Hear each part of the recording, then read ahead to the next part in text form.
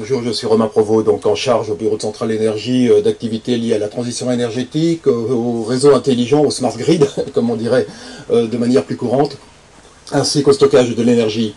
Alors voilà, je voudrais aussi remercier, qu'on en profite pour remercier particulièrement ce soir le village Baïséa qui nous accueille dans ces merveilleux locaux et qui nous permet d'être aussi nombreux ce soir dans un cadre bien agréable. Alors j'en viens à la conférence, la conférence, le sujet du jour, pour lequel nous sommes tous réunis ce soir, donc économiser l'énergie grâce au réseau intelligent et efficace. Donc un sujet qui intéresse beaucoup de monde, vu l'assistance que l'on a ce soir. Alors j'espère qu'il n'en manque pas trop, parce qu'on m'a annoncé tout à l'heure que l'adresse sur l'invitation n'était pas la bonne, et qu'il est possible qu'on ait encore un certain nombre de personnes, j'espère pas, parce que ça serait très ennuyé, qui soient à l'autre adresse. Mais je pense que le succès de cette conférence ce soir, on le doit aussi à nos deux intervenants, Jean-Baptiste Galland de RDF et Xavier Moreau de Schneider Electric, que je remercie pour leur participation. Alors, un petit mot, là, tout devient plus complexe autour de nous, et les systèmes comme les objets sont de plus en plus intelligents, c'est-à-dire de plus en plus programmés, de plus en plus connectés. Inévitablement, nous nous posons des questions en tant qu'humains sur notre relation avec ces objets connectés et avec ces systèmes complexes, et sur la manière dont ces derniers vont interagir sur nos comportements et sur nos modes de vie. Bon, il en est ainsi des réseaux électriques. Ils s'adaptent de plus en plus pour répondre à des enjeux majeurs. L'augmentation de la consommation énergétique, la nécessité de décarboner l'environnement, et l'intégration de la production d'électricité décentralisée à partir de sources dites renouvelables. Bon, nous ferons le point ce soir sur l'ensemble de ces sujets, donc avec nos deux intervenants que je vous présente. Alors Jean-Baptiste Galland, directeur de la stratégie de RDF, évoquera les transformations des réseaux et les solutions actives et passives mises en œuvre face aux nouveaux besoins. Et Xavier Moreau, le directeur marketing stratégie du segment utility de Schneider Electric, qui cible les opérateurs de réseau, les producteurs d'électricité et les fournisseurs de services énergétiques. Alors Xavier est passionné par l'énergie, travaille depuis 9 ans chez Schneider Electric.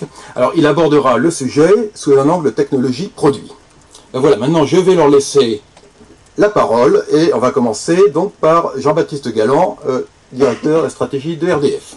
Jean-Baptiste, à vous. Bonsoir à tous. Donc je vais commencer par vous parler un peu de RDF et puis du réseau, parce que je ne sais pas d'où chacun est, donc peut-être présenter un peu généralement ce que c'est qu'un réseau.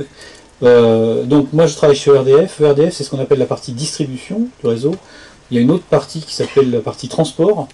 Alors pour ceux qui ont une vue très haute du sujet, le transport c'est les très grandes lignes que l'on voit dans la campagne avec des très grands poteaux.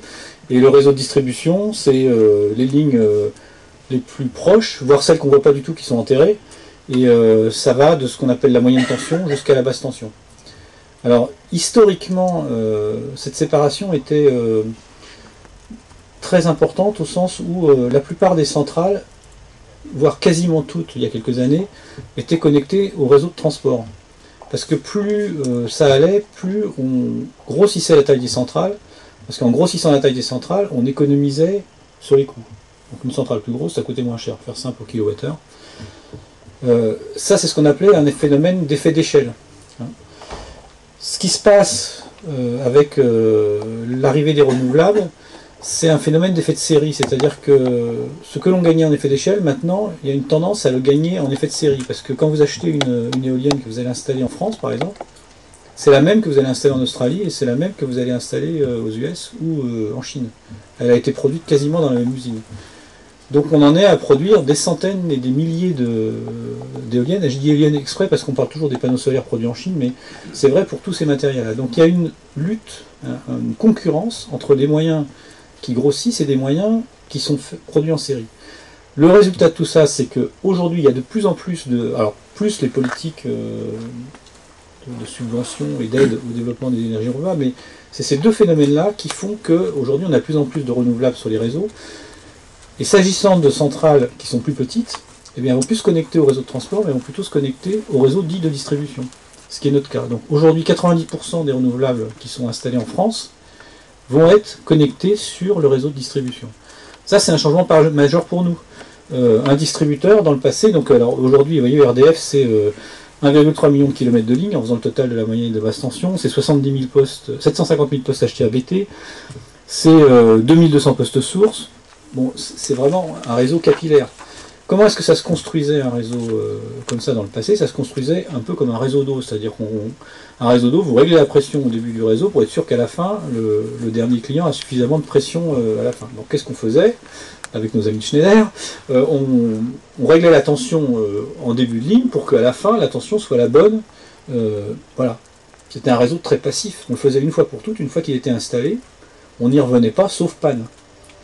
Dans un réseau où il commence à y avoir de l'injection de production, la question se pose de comment vous opérez réellement le réseau, parce que vous avez des moments où ça injecte et des moments où ça n'injecte pas. Donc comment est-ce qu'on va réguler le système? C'est une question importante. Ça, c'est pour expliquer un peu ce contexte de réseau intelligent. Ils n'arrivent pas que parce qu'il y a une technologie qui arrive, ils arrivent aussi parce qu'il y a des nouveaux enjeux, de nouvelles situations qu'on rencontre. Alors, parallèlement, donc, il y a une rupture technologique, c'est-à-dire que l'électronique arrive, le numérique arrive. Donc, quand on a du numérique, quand on a de l'électronique, on peut faire beaucoup plus de choses. On peut faire beaucoup de choses, on ne peut pas tout faire. Mais ça oblige à s'adapter, à évoluer. Donc là encore, un des enjeux du distributeur, c'est de prendre en compte tout ça. Alors, je reviens sur ERDF, entreprise qui gère le premier réseau européen de par sa taille. Tout ça, il y a des coûts d'accès à ces technologies, il y a des coûts de compréhension. Et la chance qu'on a en France, c'est d'avoir quand même un opérateur qui est relativement gros, et étant gros, qui peut digérer l'arrivée de ces technologies. Et quand on discute, alors on se réveillera peut-être tout à l'heure, mais on se rend compte que dans le monde, on est dans les plus avancés, on va dire, dans la mise en place de ces nouvelles technologies. On n'a pas dit qu'on était les meilleurs, mais on est dans les plus avancés. Pourquoi? Parce qu'on a la chance de pouvoir les mettre en place, les tester à un endroit et les généraliser tout de suite sur l'ensemble du réseau français. Donc avant de m'occuper de la stratégie, et en parallèle d'ailleurs, je m'occupais justement du programme Smart Grid de RDF, où on a créé 15 démonstrateurs qui couvrent toute la chaîne de valeur du métier de la distribution. Et on a testé à des endroits très précis certaines solutions et à d'autres endroits d'autres solutions. Aujourd'hui, on a une vue assez bonne de l'ensemble des technologies qu'on peut mettre en place, et donc de comment on peut faire évoluer notre métier vers ce qui sera probablement le métier de demain, enfin on l'estime, et qu'on a essayé de co-construire avec des partenaires, donc comme Schneider dont on parle, mais aussi d'autres partenaires. On a travaillé avec SAF pour des batteries, on a travaillé avec des startups pour des innovations techno, enfin on a travaillé avec des universités, avec un nombre très important, plus de 100 partenaires au total dans nos démonstrateurs. Donc voilà le contexte de RDF, qui est quand même par rapport à l'image qu'on a de la société des eaux très calme. Là on est rentré dans un monde d'innovation où il y a beaucoup de jeunes qui nous rejoignent. Alors, je dis ça pour les jeunes de Centrale. Pourquoi? Parce que il y a de l'activité, il y a des nouvelles idées, il y a pas mal de choses à faire. Alors bien sûr on a toujours les sujets traditionnels de sécurité et de sécurité, avec un sujet complémentaire, évidemment derrière sécurité vous voyez apparaître cybersécurité, parce que dès l'instant où vous mettez de l'électronique, vous ouvrez des portes dans votre système, et si vous ouvrez des portes dans votre système, il faut se protéger vis-à-vis de gens qui ont envie de vous le perturber. Alors là encore, pour faire cocorico, le système électrique français moyenne tension est l'un des premiers à être entièrement automatisé.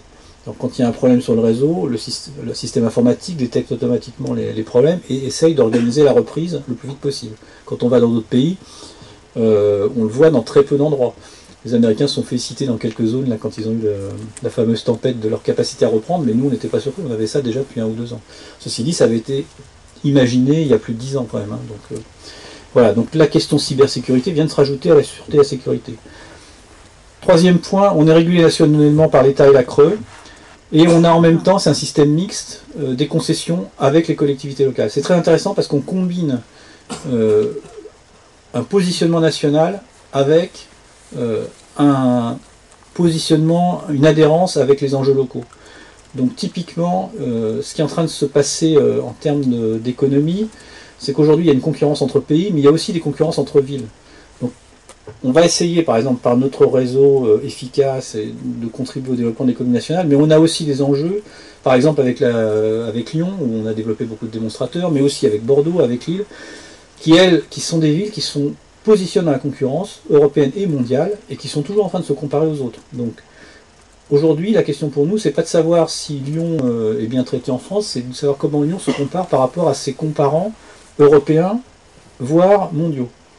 Donc typiquement, par exemple, on a un exemple très concret, on est dans un démonstrateur avec Lyon, avec 6 autres villes européennes qui sont les villes avec lesquelles ils veulent se comparer, donc Amsterdam, Copenhague, Turin, Vienne, enfin, on voit typiquement, enfin, et ça on le voit partout, toutes les villes font ça aujourd'hui. Donc l'enjeu du développement, quand on parle de la transition énergétique, tout ça, c'est du concret, donc c'est à la fois du national, mais c'est aussi du local. Et l'avantage de RDF, c'est d'être un peu sur ces deux pieds-là et d'essayer de pouvoir accompagner l'ensemble des acteurs. Et puis on couvre 95% du territoire, ce qui fait qu'on a la chance de pouvoir utiliser les foisonnements, d'apprendre à un endroit et de reporter à l'autre ce qu'on a appris, enfin de pouvoir un peu faire tout ça. Voilà. Qu'est-ce que je peux vous dire de plus? Donc 35 millions de clients, ça veut dire 11 millions d'interventions, vous vous en rendez peut-être pas compte, mais en fait, il y a quand même pas mal d'activités tous les jours sur le terrain. 400 000 nouveaux consommateurs chaque année. Donc pourquoi? Parce que, alors vous allez me dire, la population française croît-elle si vite? Elle croît vite, et en plus, elle vieillit, ce qui fait que les foyers sont de plus en plus petits. Donc en fait, il y a de plus en plus de foyers. Donc il y a beaucoup de raccordements. Les nouveaux producteurs dont je parlais tout à l'heure, les éoliennes et les ENR, 30 000 par an en plus sur le réseau. C'est un détail, mais enfin ça commence par faire du chiffre à la fin de l'année. Voilà. Qu'est-ce que je peux vous dire de plus? On investit alors en euros 3 milliards par an. C'est quand même une somme relativement significative.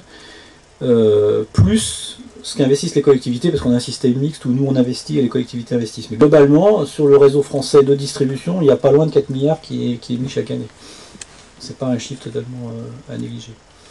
C'est en particulier bien regardé par les entreprises de travaux qui, dans un contexte où les investissements ont tendance à baisser, où la crise fait qu'on économise sur les budgets, là il y a un facteur régulant qui maintient un certain volume d'activité. Voilà. Voilà pour RDF. Alors je peux appuyer sur un bouton au hasard, donc ça devrait marcher. Voilà, c'est bon. Deuxième point. Alors donc mon propos, je vais pas le centrer. Je vous ai parlé en général du réseau. Je vais plutôt me centrer sur ce que l'on va apporter aux clients, ce qui va leur permettre de faire des économies. Hein. Je ne vais pas parler de ce que moi je vais économiser dans le réseau, qui sera un autre sujet, mais qui sera un peu développé dans la présentation d'après. Alors, déjà, mon premier slide pour dire que l'efficacité énergétique est au cœur de la transition énergétique. C'est un sujet clé. On parle beaucoup de la décarbonation, qui est un des sujets de la transition, mais il y a l'autre sujet, c'est économiser l'énergie, mieux consommer. Alors, pas nécessairement diminuer toujours, mais mieux consommer, de façon à faire des économies. Alors, juste peut-être pour prendre un peu de hauteur, une politique énergétique, en général, il y a 3 piliers, enfin, ou 3 objectifs. Un objectif, et j'aime bien le mot anglais, affordability. En France, on dit compétitivité économique. Mais affordability, ça veut dire que tout le monde peut se le payer. C'est-à-dire que tous les clients, même les moins riches, peuvent se le payer. C'est un sujet important pour nous parce que la précarité énergétique a tendance à monter. Les revenus ne montent pas. Donc il faut qu'on soit vigilant à la fois investir, mais en même temps que les prix ne montent pas trop vite. Donc on est en permanence en train de se poser la question de savoir si ce que l'on met sur le réseau, ce que l'on met comme ressources sur le réseau, ne va pas induire des augmentations de prix trop importantes, parce que si les clients ne peuvent plus se payer l'électricité, c'est pas la peine d'avoir investi. Enfin, dans quelques années, on le voit. Donc ça, c'est le premier point. Deuxième point, l'indépendance énergétique. On travaille indirectement, mais en raccordant des ENR, en raccordant des énergies produites localement à l'indépendance énergétique du pays.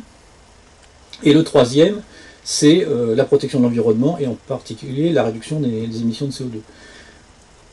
Une politique énergétique, c'est en général ces 3 piliers. La question, c'est l'équilibrage. Donc l'Europe a eu tendance à privilégier l'environnement au détriment des 2 autres, ça a coûté quelques euros, et ça n'a pas nécessairement amélioré la dépense énergétique qu'on fait à la crise avec l'Ukraine. Aujourd'hui, il rééquilibre côté sécurité, mais enfin, de toute façon, il faut qu'on travaille sur les 3 axes en parallèle. Donc c'est ça le sujet. Alors d'où la réduction des émissions de gaz à effet de serre de 40%, d'où le fait que l'on porte les énergies renouvelables à 32% de la consommation énergétique finale en 2030. Le côté plafonnement de la puissance nucléaire, ça c'est plutôt, on essaye de rééquilibrer le mix nucléaire, parce que c'est plutôt CO2 free comme on dit. Et le dernier point, diminuer la consommation d'énergie de 20% en 2030. Là c'est un objectif à la fois d'indépendance énergétique et aussi d'économie. Alors, si on se centre sur les économies d'énergie, puisque c'était le sujet, il y a 2 grandes manières d'économiser l'énergie. Il y a ce qu'on appelle les solutions passives et les solutions actives. Quand on parle de solutions passives, c'est tout ce que vous faites quand vous isolez un bâtiment. Cette salle a l'air très bien isolée, en tout cas elle est bien insonorisée. Tout ce que vous faites autour de l'investissement qui va faire que, in fine, pour le même confort, pour le même service, eh bien, on va consommer moins. Une machine qui tourne et qui consomme moins d'énergie, bon, quelque part, on a travaillé sur l'investissement, sur la solution passive. Ceci dit, une fois qu'on a acheté la machine, on peut encore économiser en consommant au bon moment. Ça, c'est le deuxième point, les solutions actives, qui visent à utiliser de façon efficace l'énergie, et dans mon cas particulier, l'électricité.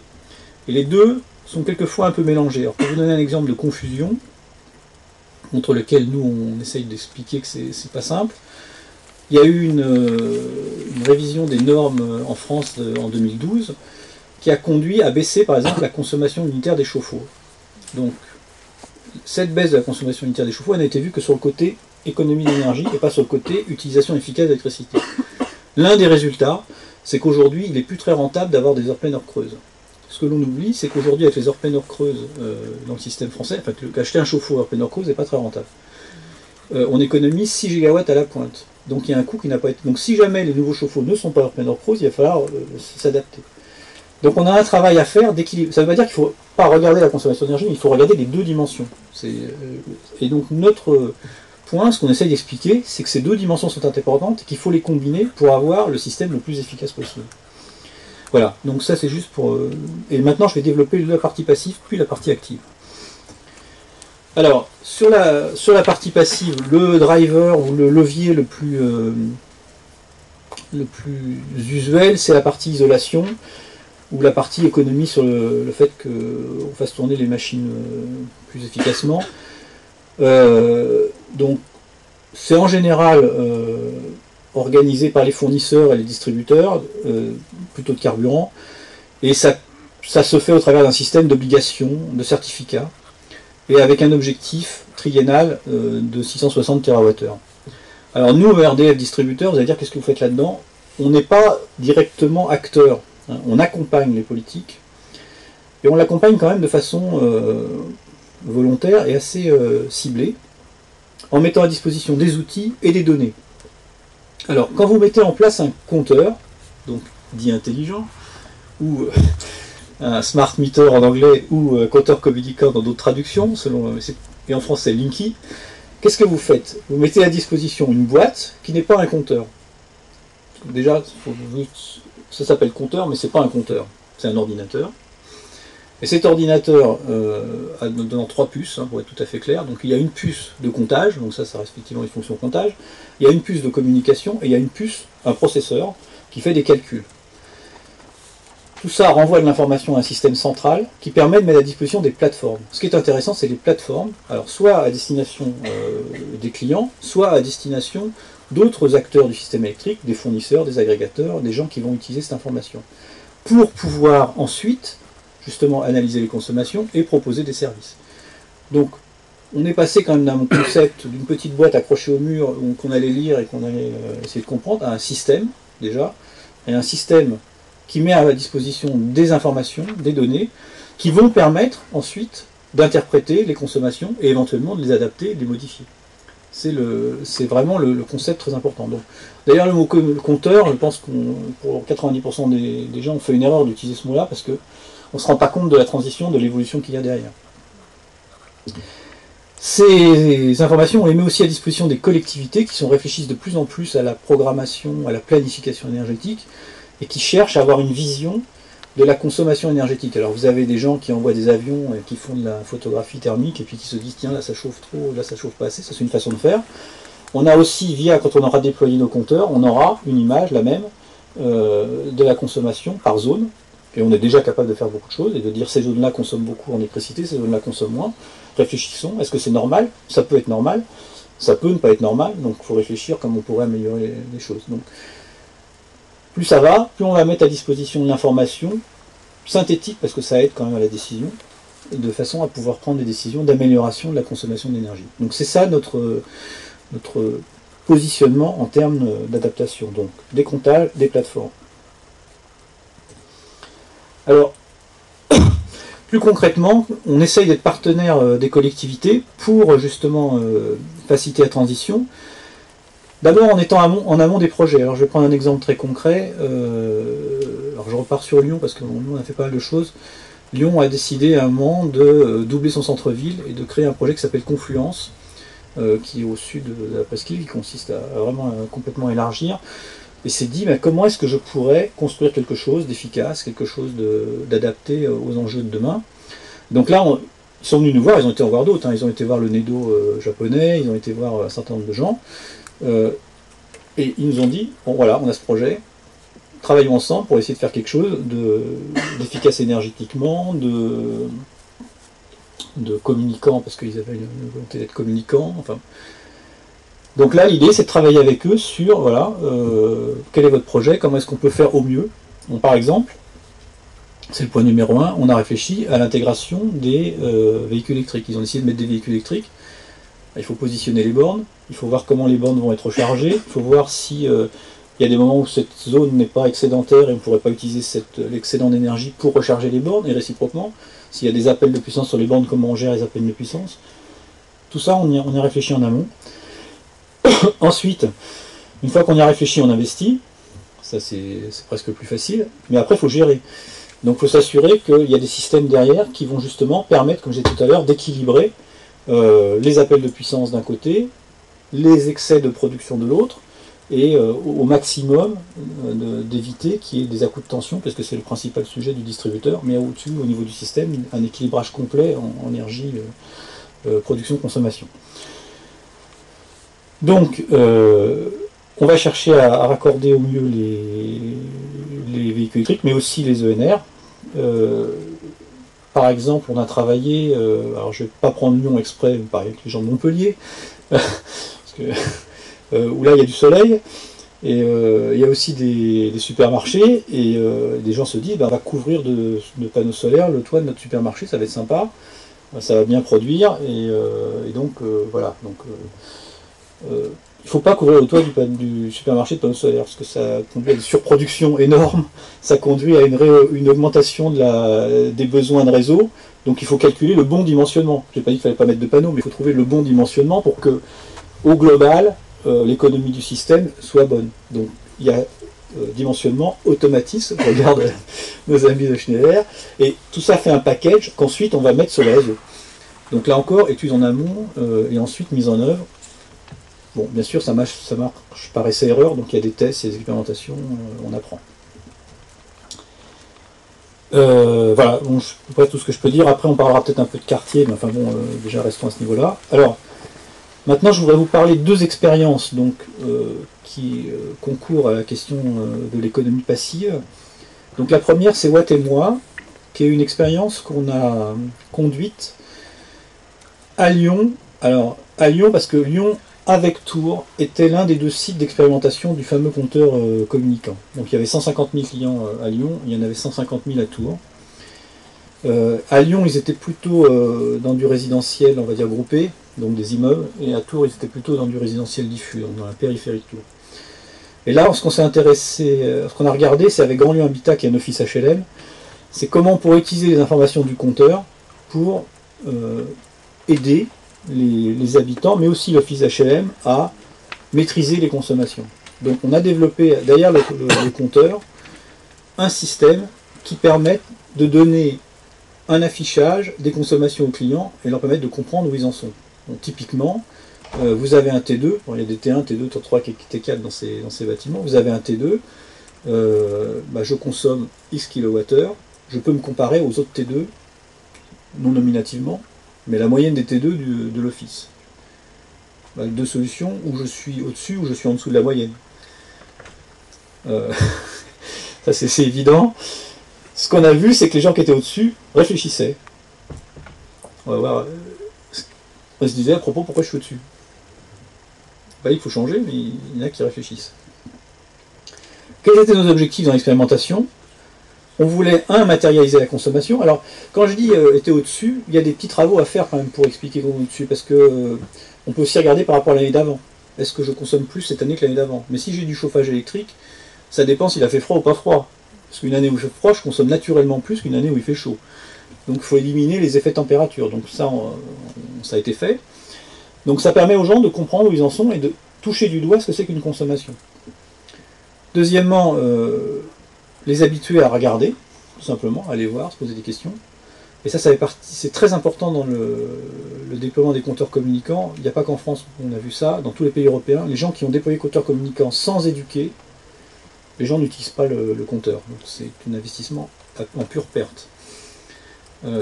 On a de la chance en France, c'est que depuis très longtemps, EDF, et là je dis volontairement pas ERDF parce que c'était bien avant ERDF, EDF a développé des systèmes, donc heure-pleine-heure creuse, des systèmes EJP, qui font que les gens sont habitués à gérer leur consommation.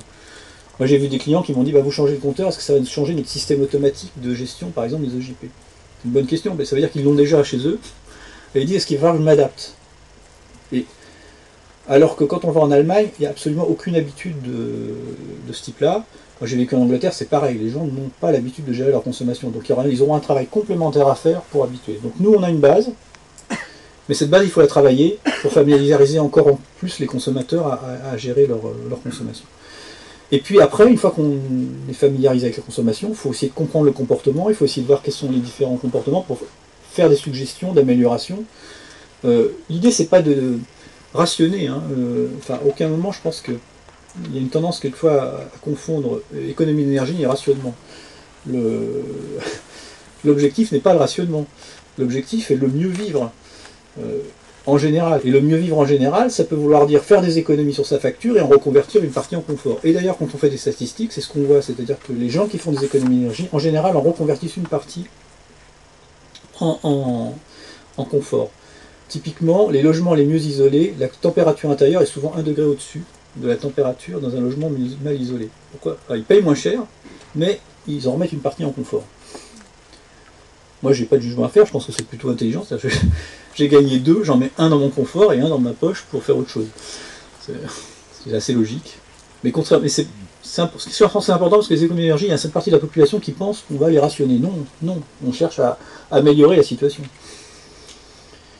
Alors, qu'est-ce qui s'est passé? D'abord, ça a été bien accueilli. Alors, vous allez me dire, ça a été bien accueilli, mais il y a un testeur sur 5 seulement qui s'est connecté. C'est un bon score, hein. C'est juste pour vous dire que c'est un bon score, c'est pas un mauvais score. Il ne faut pas imaginer que toute la population française, quand elle va recevoir son compteur, va se mettre à gérer sa consommation. Il y a des gens qui s'en moquent. Et je dirais, mais c'est comme avec l'iPhone, hein, est-ce que vous pensez que 80% des gens utilisent leur iPhone pour faire gérer leur bourse? Non. Enfin, s'ils sont des... Il y en a qui font des appels téléphoniques, il y en a d'autres qui envoient des mails à leurs petits-enfants, il y en a d'autres qui vont gérer leur cours de bourse. Il faut comprendre ça. Donc on fait partie de ce monde-là, et donc 1 sur 5, c'est pas mal. Ce qui est intéressant, c'est que les gens qui ont accédé au site considèrent que c'est utile, le recommanderaient à leur entourage et continueront à l'utiliser. Donc ça, c'est plutôt un succès. C'est-à-dire quand ils sont attirés, quand ils se disent oui, il y a quelque chose qui se passe qu'on peut utiliser, alors ils y restent. L'adoption, donc, on les a sensibilisés, il y a une valeur au non-gaspillage. Ce que je disais tout de suite, là, les locataires considèrent leur confort comme une priorité, donc ils ne sont pas prêts à avoir froid, hein, pas du tout. Et par contre, ils font bien le rapport entre confort et les factures. Donc ils essayent de bien comprendre. Et ça, c'est finalement ce qu'on cherche. C'est un consommateur, entre guillemets, acteur. Le mot anglais, c'est le consumer... Comment c'est? Oui, consume acteur. Consume acteur. Et mais donc quelqu'un de responsable, simplement quelqu'un de responsable. Voilà. Alors, le deuxième démonstrateur, c'est un autre. On va en Bretagne, là on change de pays, et on change aussi de logique. Oui, de pays local, je passe de pays locaux, les clochers. Et là, on a une approche collective. Parce que il y a 2 niveaux de réflexion. Il y a la réflexion individuelle et il y a la réflexion collective. Et il y a une valeur à essayer de réfléchir collectivement à comment on économise l'énergie, comment on s'organise. Alors, donc là, c'est un démonstrateur dont on n'a pas les résultats parce qu'on l'a lancé, vous voyez, assez récemment, en octobre 2014, à Lorient. Mais l'idée, c'est de travailler sur une plateforme territoriale, donc qui est à disposition des clients, mais aussi des collectivités territoriales, pour réfléchir individuellement et collectivement à comment on fait de la MDE. C'est une autre manière de voir. Et on va tester ce que donne, la même chose que sur le premier, mais de façon plus collective, la mise à disposition de données individuelles, collective issue du compteur. Alors ça, pourquoi est-ce que ça a été fait à Lorient? Il y a quand même une histoire. C'est que vous ne savez peut-être pas, mais la Bretagne et Nice sont des endroits où on a des difficultés au niveau des réseaux de transport. Donc ce sont des endroits qui sont, on va dire, un peu moins bien alimentés que les autres. Alors Nice est en train de se régler, la Bretagne ça reste quand même. Et la Bretagne ne couvre pas plus de 10% de ses besoins avec la production locale, pour vous dire de combien la Bretagne dépend par rapport au reste de la France. Donc historiquement, il y a eu des travaux de fait, en particulier par RTE, pour envoyer des signaux aux clients en leur disant, quand il y a vraiment une grosse consommation, merci de bien vouloir baisser votre consommation. Il n'y a absolument aucun système technologique, c'est un SMS. Ils envoient un SMS en disant, écoutez, là c'est un jour, il fait très froid, si vous pouvez, baisser votre consommation. Les Bretons sont très solidaires, ils sont très conscients du sujet et baissent leur consommation. Ça marche, et c'est marche et c'est vérifiable au niveau national. C'est-à-dire que RTE voit bien les conséquences au niveau de la Bretagne. Par contre, les collectivités sont venues vers nous, parce que nous on est plus proche de terrain, en nous disant mais à propos on aimerait rien savoir si chez nous les administrés font quelque chose. Ça les intéresse de savoir s'ils sont éco-efficaces ou non. Parce que dans la culture, je remarque que là-bas, je n'ai pas d'a priori pour ou contre les Bretons, il y a une réflexion sur le sujet. Donc c'est pour ça qu'on a développé cette plateforme. Alors pas spécialement à Lorient, on aurait pu le faire dans le Nord, à Saint-Brieuc ou ailleurs, mais il y a cette réflexion autour de comment on fonctionne en commun sur l'énergie. Et donc on s'est dit on va tester cette plateforme à cet endroit-là. Et dernier élément, pourquoi aussi on l'a fait là? Parce qu'on a fait un premier test dans 2 îles du Morbihan, où, alors les îles c'est plus facile parce que tout de suite les gens se connaissent. C'est un peu comme dans cette salle. Il suffit de réunir les gens dans la salle, il y a toute l'île. Donc on peut se dire on risque d'avoir un problème, et donc les gens se mettent assez vite d'accord sur la manière de solutionner le problème. Donc typiquement, par exemple sur ces îles de Watt et Edic, qui sont 2 îles du Morbihan, on a un câble qui les alimente. Bon, tant que le câble marche, tout va bien. Par contre, si le câble a un problème, ben là, il faut régler le problème. Et donc, on leur a dit, il y a 2 solutions, on met un deuxième câble, mais ça fait un peu cher, ou alors, on met un groupe qui couvrira pas la totalité, on utilise des panneaux solaires que vous avez déjà installés, et vous réduisez votre consommation, qui permet de tenir à moins cher. Ils ont accepté, les gens de Watt et Edic, ce deal, et voire même, ils ont été très fiers de pouvoir utiliser toutes les technologies Smart Grid. Comme ils disent, on a été les derniers raccordés au réseau français, mais on est aussi les premiers à utiliser les nouvelles technologies. Donc il y a une dynamique, mais cette dynamique au niveau d'une d'île, c'est très difficile de penser qu'on va pouvoir l'étendre à une agglomération de 200 000 habitants. D'où l'intérêt de le tester sur une agglomération plus large et de trouver des méthodes de discussion, et ça me renvoie à mon dernier point des résultats attendus, le social.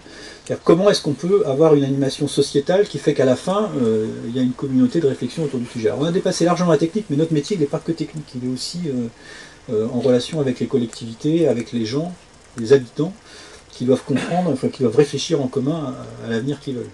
Donc c'est ça aussi la transition. Donc nos résultats attendus, économiques, donc on cherche à reconnaître les bénéfices, ça c'est clair. Environnemental, donc on veut accompagner les politiques énergétiques locales, et sociales, on veut identifier les leviers sociaux techniques qui permettent de rendre le consommateur acteur et solidaire, enfin acteur en commun. Voilà l'objectif de Solène, dont on attend beaucoup, mais démarre en 2014, donc je ne vous donnerai pas les résultats tout de suite. Alors, on quitte le passif pour passer à l'actif. C'est pas le bilan, hein, solution passive, solution active.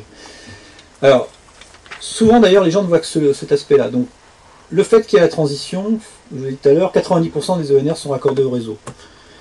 On a entre 800 000 et 1 million d'installations photovoltaïques raccordées sur le réseau de distribution.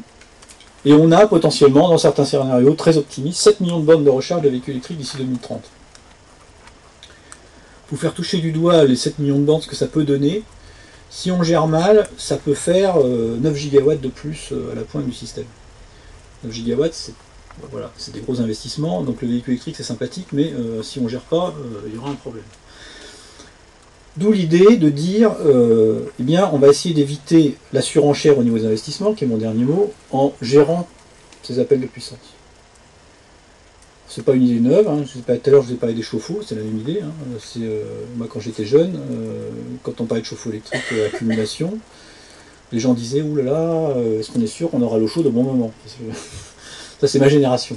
Aujourd'hui, quand on va chez quelqu'un, il y a toujours un chauffe-eau à accumulation et personne ne se pose la question de savoir s'il y aura de l'eau chaude parce qu'il y en a. Alors pourquoi il y en a? Parce qu'on a bien organisé la gestion au niveau du réseau, et aussi parce que les chauffe-eau ont fait des progrès. Les chauffe-eau de l'époque, il leur fallait 8 heures pour se charger. Maintenant, il leur faut 3 heures, à peu près. 3-4 heures.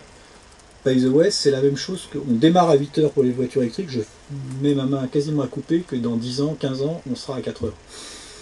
Pour la même raison. Parce que progrès technique, parce que réflexion. Donc par contre, l'enjeu est le même, c'est-à-dire d'intégrer ça. Il y a eu une expérience au Danemark sur une île sans aucune gestion pour les véhicules électriques, très bien, les gens rentrent chez eux à 7 heures, ils branchent leur véhicule électrique, évidemment ça démarre tout en même temps, et on a un problème sur le réseau. Donc il faut trouver une solution. La solution, on va dire à la française, c'est de les mettre en heure pleine, heure creuse, vous rentrez dans votre garage, vous branchez votre voiture, mais ça ne démarre pas tout de suite, grâce à la pile, à la prise Schneider, quoi. Ça fait un peu de pub, ça va démarrer au bon moment, c'est-à-dire au moment où il y aura un creux sur le réseau. Et c'est ça qu'on essaye d'organiser, c'est de... Donc, vous n'avez pas à redescendre au garage pour rebrancher votre voiture, non, il ne se passera rien. Alors vous allez me dire, mais je suis marié, et si ma femme accouche pendant la nuit, est-ce que je suis bien sûr que je vais avoir la voiture chargée au bon moment? C'est une bonne question, parce que ça m'embêterait. Voilà. Comme pour le chauffe-eau, c'est la chose parallèle, parce que sur le chauffe-eau, il y a une marche forcée, je ne sais pas si vous avez remarqué, que vous n'utilisez jamais, parce que ce n'est que dans les cas exceptionnels, où il y a 50 personnes qui débarquent à la maison, vont toutes tirer l'eau chaude, on a le droit donc de rappuyer sur le bouton. Ben pour la voiture, c'est prévu par Renault, c'est un peu plus de pour Renault. Il y aura aussi un bouton de marche forcée qui fera que si jamais votre femme est enceinte, les maris c'est plus dur, donc je ne peux pas prendre cet exemple-là, eh bien vous appuierez en rentrant sur le bouton et ça démarrera tout de suite, mais vous serez le seul. Parce que tous les foyers n'attendent pas un enfant le même jour, donc ça sera réglé. Donc on peut très bien mettre en place, alors je donne des exemples très concrets pour faire comprendre, mais derrière ça veut dire un système assez organisé qui permette de faire tout ça et qui permette de gérer au maximum les appels de puissance et sans modifier le confort des gens. L'objectif c'est pas de modifier le confort des gens, il faut au contraire. J'aime bien la pub de la Zoé, je ne sais pas si vous avez vu, il y avait une à Orly. La pub disait, avec la Zoé, qui est une voiture électrique, vous ne ferez plus ça. Et c'était quoi le plus ça? Question. Voir si vous avez suivi. Vous ne passerez plus à la pompe. La grosse différence entre la voiture électrique et la voiture normale, c'est qu'on ne passera plus à la pompe. On n'aura même plus à réfléchir quand il faut passer à la pompe, parce que le système intégrera des informations que vous lui aurez données sur votre programme de travail, programme de sortie via votre iPhone, puisqu'il marche très bien. Vous mettrez sur le tableau, il enregistrera tout ça et il définira la charge qu'il faut prendre à chaque instant.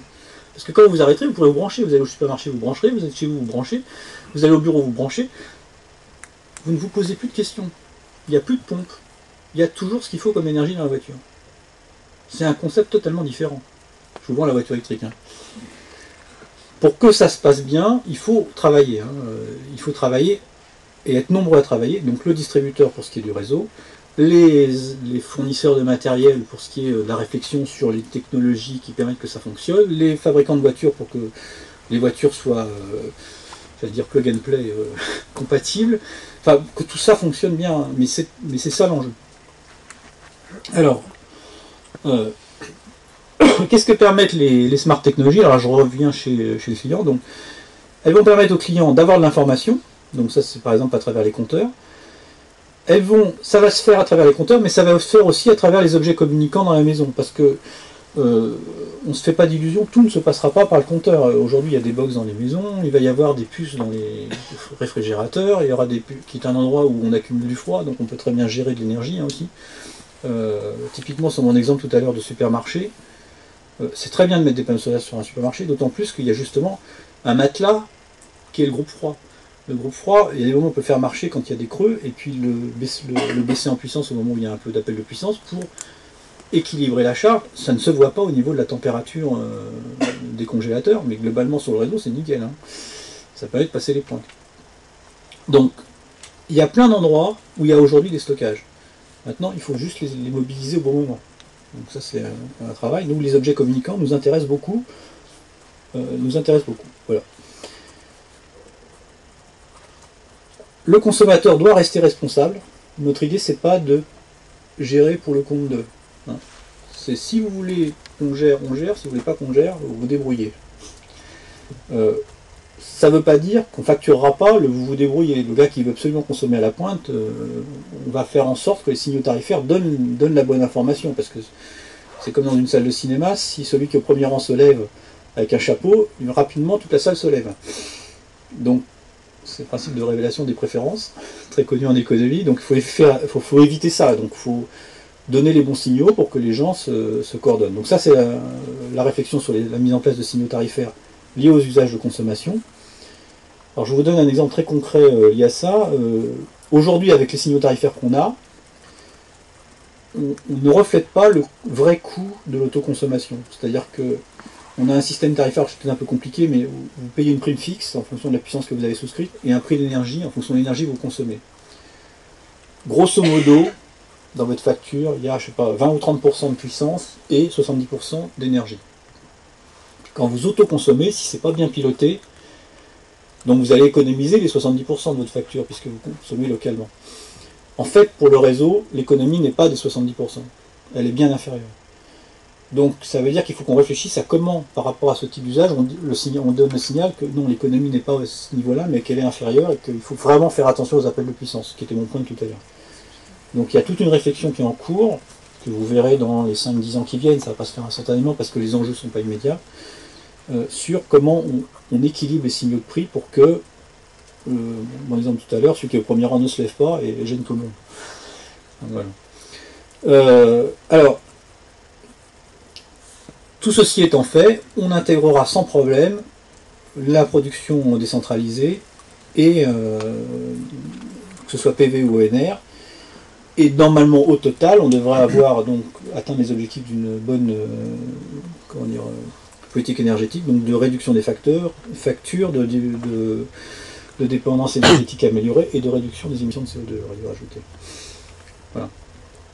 N'oublions pas qu'on n'est qu'un acteur. Hein. J'ai rappelé tout à l'heure, il y a distributeurs, mais il y a aussi transporteurs et il y a aussi les producteurs. Alors, là, on rentre dans les aspects marché, qui sont un point important. Je vous ai dit tout à l'heure, il va falloir faire des prix, il va falloir réfléchir. Les gens vont essayer de s'effacer. Bon, comment on rémunère tout ça? Alors ça, c'est un sujet qui n'est pas simple. Pour essayer de le faire toucher du doigt, j'ai fait ce slide qu'on lit de droite à gauche. À droite, vous avez des gens très souriants, très sympathiques, qui sont en fait les gens qui ont les flexibilités. Alors il manque le producteur industriel, hein, parce qu'il y a les clients, les particuliers, mais il y a aussi les industriels. Les gens qui peuvent ajuster leur consommation, c'est toujours un client final. Il n'y a personne d'autre. Hein. À la production, il peut y avoir des producteurs, mais en consommateur, c'est toujours un client final. Ce client final, la question, c'est qu'est-ce qu'il fait de sa flexibilité? Et ce qui est à gauche, c'est où est-ce qu'il peut la valoriser? Il peut la valoriser à 3 endroits différents. Sur le marché, en énergie, c'est-à-dire qu'il y a un besoin, il y a un excès. Donc j'ai mis en dessous PowerNext, qui est le marché. Il peut la valoriser sur un autre marché qui s'appelle le transport, parce qu'en fait, le réseau de transport peut avoir besoin de moins de consommation à certains endroits parce qu'il y a des congestions, ou sur le marché de la distribution, c'est nous, là. Donc en fait, il peut s'adresser à 3 marchés. Si vous prenez un client particulier, on va prendre celui qui est en bas à droite, qui est un peu âgé, le couple un peu âgé en bas, vous imaginez le problème pour eux. Ils vont pas, enfin, comme je disais tout à l'heure qu'il y en a très peu qui jouent en bourse, il y en a encore moins qui vont jouer sur les marchés de l'énergie. Hein. D'où la nécessité d'avoir des intermédiaires. Et donc les intermédiaires, ce sont vos fournisseurs, donc EDF, GDF, Énergie, enfin tous ceux qui existent, ou des agrégateurs qui sont spécialisés juste dans cette niche-là. Mais d'une manière ou d'une autre, ces gens-là jouent le rôle d'intermédiaire entre les gens qui ont des flexibilités qui pourront valoriser et des marchés qui seront complètement transparents pour eux, mais qui sont des endroits où ça sera valorisé. La manière dont ça se fait, la manière dont ça se fait n'est pas encore totalement organisée. C'est un des gros enjeux de la structuration des marchés européens et en particulier français. Aujourd'hui, la manière dont ça fonctionne n'est pas claire. Je n'ai pas dit que c'était le souple, hein, mais c'est pas clair. C'est-à-dire c'est pas encore limpide, donc un opérateur ne sait pas exactement comment il va se comporter. Et quand vous entendez parler de la réforme du marché de l'électricité en Europe, le sujet est là. Le sujet est comment on fait fonctionner tout ça, et comment finalement le client final s'en tire au mieux par rapport à ces marchés. J'ai quelque chose en tête que j'oubliais à l'instant. Oui, ça je voulais dire, dans le passé, on disait pourquoi on fait ça maintenant et pas aujourd'hui. Dans le passé, l'adaptation se faisait au niveau de la production. C'est-à-dire quand il y avait plus de demandes, on augmentait la production. Mais si vous avez de la production qui n'est plus pilotable, en l'occurrence les énergies renouvelables intermittentes, il y en a qui sont pilotables mais d'autres qui ne sont pas, il faut que vous vous adressiez à quelqu'un d'autre. D'où l'importance que jouent les clients dans le système. Parce qu'eux peuvent s'adapter, pour une part, s'ils le veulent bien. On ne va pas les forcer.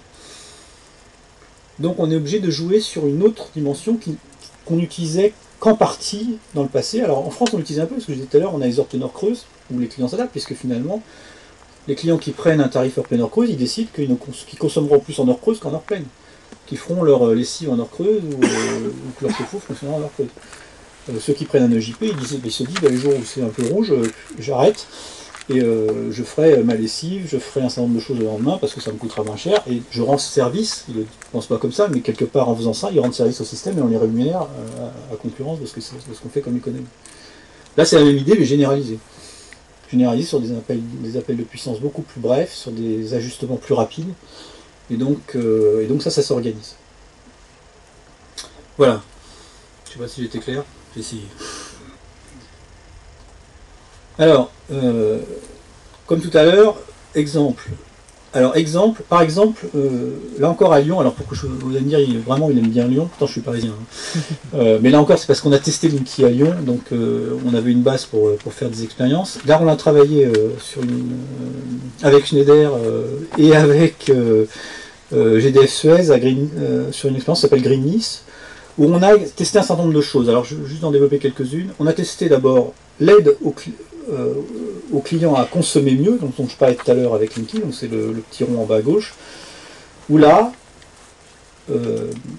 GDF Suez a proposé, enfin maintenant Engie, a proposé des offres qui permettaient au client de changer sa gestion, de faire des efforts, de faire un certain nombre de choses. On verra après les résultats, c'est intéressant. On a essayé de réfléchir aussi à la gestion des pics de consommation, de façon à minimiser les émissions de gaz à effet de serre et aussi à sécuriser le système électrique. Et on a testé, et c'est en bas à droite, la fonction agrégateur, c'est-à-dire la fonction tout à l'heure dans mon schéma d'avant du milieu, pour voir comment, entre le client et l'acheteur ERDF, par exemple, ça pouvait fonctionner. Quelles pouvaient être les règles. Parce que c'est pas évident, hein. Il faut créer des règles. Voilà. Ça, c'est l'enjeu de ce démonstrateur-là. Il a tourné depuis à peu près 2012, donc il commence à bien... Enfin, on a des résultats qu'on va voir, qui sont assez intéressants. Alors, d'abord, les partenaires, il y en avait beaucoup. Hein, donc, vous voyez... alors, comme je suis intervenu avec Schneider, je dis, on a bien... Dans les outils, on avait le portail agrégateur de Schneider, donc qui consiste à faire l'interface, finalement, entre, on va dire, nous et les fournisseurs de flexibilité. Et nous, chez nous, on avait ce qu'on appelait un Distribution Management System, on parle français, mais en français ça veut dire système de management de distribution, mais les Anglais utilisent beaucoup le DMS, qui nous permet de dire quand est-ce qu'on a besoin des flexibilités, comment on va les gérer, parce qu'on n'a pas besoin tout le temps, donc il faut qu'on envoie des signaux au portail en disant là on aurait besoin de flexibilité, là on n'en a pas besoin. Donc voilà ce qui a été testé, et puis chez les clients, des box, pour leur permettre de piloter leurs usages. Voilà le système. Et là, on a essayé de comprendre quelle était la valeur ajoutée pour le client, pour l'agrégateur, pour le distributeur.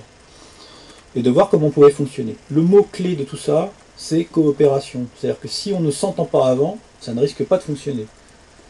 C'est très important. C'est-à-dire que le smart grid, sans volonté d'améliorer les choses collectivement, pour moi, on court à l'échec. Donc, ça ne veut pas dire qu'on se voit tous les jours, ça veut dire qu'on réfléchit à comment on fonctionne, et ainsi de suite. Alors par exemple, je vous donne un exemple, on a fait des essais, le on étant l'ensemble des partenaires, et donc ceux qui envoyaient le signal c'était GDF Suez, d'effacement. Et on a vu que, ok, on pouvait effacer très facilement la consommation, mais qu'en fait juste après, ça redémarrait. Alors c'est intéressant, mais si ça redémarre et que ça monte au-dessus, et c'est là l'intérêt du petit pointillé, du pointillé rouge, on se dit, mais alors finalement, on n'a pas créé une pointe juste à côté ? Oui, peut-être. Et donc il faut réfléchir à la longueur de l'effacement qu'on demande. Alors plus il est long, plus c'est pénible pour le client. Donc il y a une limite quand même. Parce que si la température baisse de 2-3 degrés chez lui, il va dire sympathique votre affaire, mais ça ne m'intéresse pas. Mais par contre, on peut peut-être trouver une durée qui fait que ça n'est pas pénible pour lui, que la baisse de consommation, compte tenu de l'inertie du bâtiment, et un bâtiment isolé à pas mal d'inertie, c'est parfait, c'est pas sensible au niveau du confort. Et en même temps qu'au niveau du réseau, il n'y a pas de rebond, et donc tout le monde y gagne. Donc ça, c'est la réflexion sur ça, et on a vu qu'en particulier, si on ne faisait pas attention, on pouvait avoir des problèmes de pointe sur nos réseaux. Et donc le mot-clé dont j'ai déjà donné tout à l'heure, c'est coordination sur des échanges d'informations structurés. Donc on ne va pas échanger sur tout et n'importe quoi, mais on va s'envoyer des signaux, des informations qui font qu'on arrive à gérer tout ça. Alors mon dernier slide, c'est une apologie à Linky, mais c'est juste pour vous faire comprendre à nouveau que ce compteur n'est pas un compteur. Il sera déployé, je rappelle, d'ici 2021. Donc vous en aurez tous un chez vous d'ici 2021. Vous aurez aussi là une connexion avec votre site internet. Enfin, vous aurez plein de choses qui vous permettront de fonctionner. Les fournisseurs vous amèneront plein d'idées. Et si vous regardez les petits pavés à droite, qu'est-ce que ça va permettre de faire? Les deux choses dont j'ai parlé, le passif, l'actif, et une troisième chose. Alors le passif, donc avoir accès à de nouvelles offres. Mieux maîtriser ma consommation, donc vous pourrez comprendre votre consommation. L'année dernière je consommais tant, cette année j'ai consommé tant, compte tenu des variations de température, c'est plus, c'est moins. Alors je donne un exemple toujours le même. Quand vous achetez votre maison ou votre appartement, pendant quelques années vous avez les emprunts à payer. Donc vous n'allez pas vous préoccuper de votre consommation parce que de toute façon vous ne pouvez rien faire au niveau isolation. 10 ans après, dans le modèle actuel plutôt 20 ans parce que les emprunts s'allongent, mais vous allez vous dire, ah bah tiens, on pourrait peut-être améliorer l'intérieur du logement, et en particulier l'isolation. Donc là, il faut que vous ayez l'information où vous disiez, mais si j'isole, je gagne combien? Jusqu'à présent, c'est au doigt mouillé. Hein. Je mets double fenêtre, ça va donner quoi? J'appelle un artisan qui ne me garantit rien du tout. Je l'ai fait, donc voilà. Là, vous aurez vos consommations depuis quelques années. Il y a quelqu'un qui vous dira, bah voilà, vous avez gagné tant, vous allez tout de suite voir si vous gagnez. Hein. Et voire même, vous allez pouvoir lui demander un engagement. Donc, vous maîtrisez vraiment votre consommation, ça c'est le passif. L'actif, c'est ce qui est en dessous d'avoir accès à de nouvelles offres. Si par ailleurs vous êtes capable d'asservir un certain nombre de choses à des signaux entre guillemets tarifaires, enfin de prix qui viennent d'un fournisseur ou d'un agrégateur, et bien là encore vous pourrez faire des économies complémentaires parce que vous accepterez en échange d'une certaine contrainte, vous aurez une économie complémentaire. Donc ça c'est côté accès aux nouvelles offres. Les trois autres pavés, c'est aussi très important en particulier pour ceux qui habitent en ville. Les gens sont de moins en moins chez eux, donc ça c'est une réalité, donc on a de moins en moins accès au compteur et même à l'appartement ou à la maison. Ce sera relevé automatiquement, donc plus de releveur, donc plus besoin d'être présent à la relève une fois par an, c'est dans la théorie l'obligation. Vous pouvez changer de puissance à distance, donc vous appellerez un centre d'appel qui vous dirait bah, écoutez, moi je viens de racheter des équipements, ou je sais pas, ou au contraire j'ai envie de diminuer ma puissance, ça sera fait instantanément. Et puis vous pourrez déménager sans problème, puisque de toute façon la relève se fera tout de suite, la mise en service dans le nouveau logement se fera instantanément. Donc tout ça, ça va faciliter le fonctionnement. Mais ça c'est du fonctionnement, mais c'est quand même pas négligeable au niveau des gains. Voilà. Je ne sais pas si j'ai fait un tour. Alors vous voyez, j'ai finalement parlé beaucoup autour du réseau, hein, c'était le sujet. C'est pas le réseau, mais le réseau va le permettre. Voilà. Merci.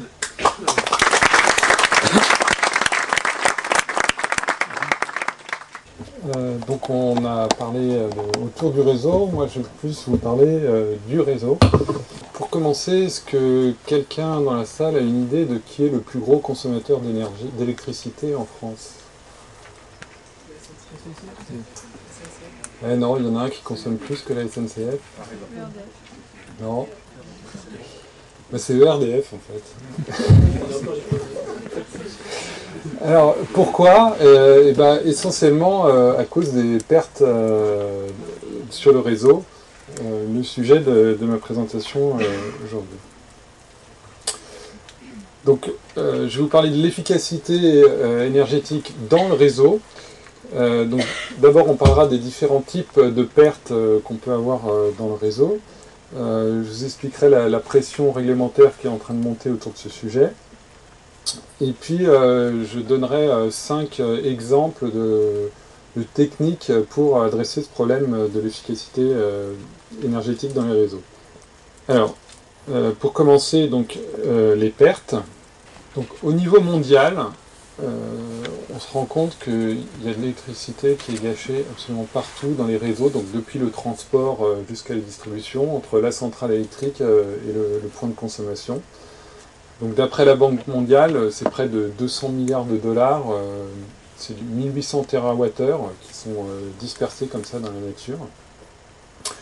En Europe, on considère qu'au niveau des réseaux de distribution, donc la partie après le transport, ce que RDF gère en France par exemple, c'est près de 4 à 5% de l'électricité qui est perdue.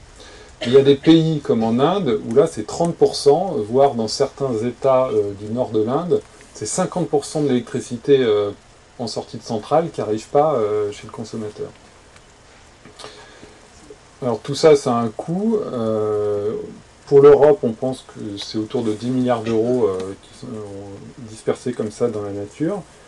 Et c'est le résultat d'une approche où les opérateurs de réseau ont pour mission essentielle d'assurer la fiabilité et la sécurité de l'approvisionnement en électricité. Et l'efficacité énergétique ne passait jusqu'à récemment qu'au second plan.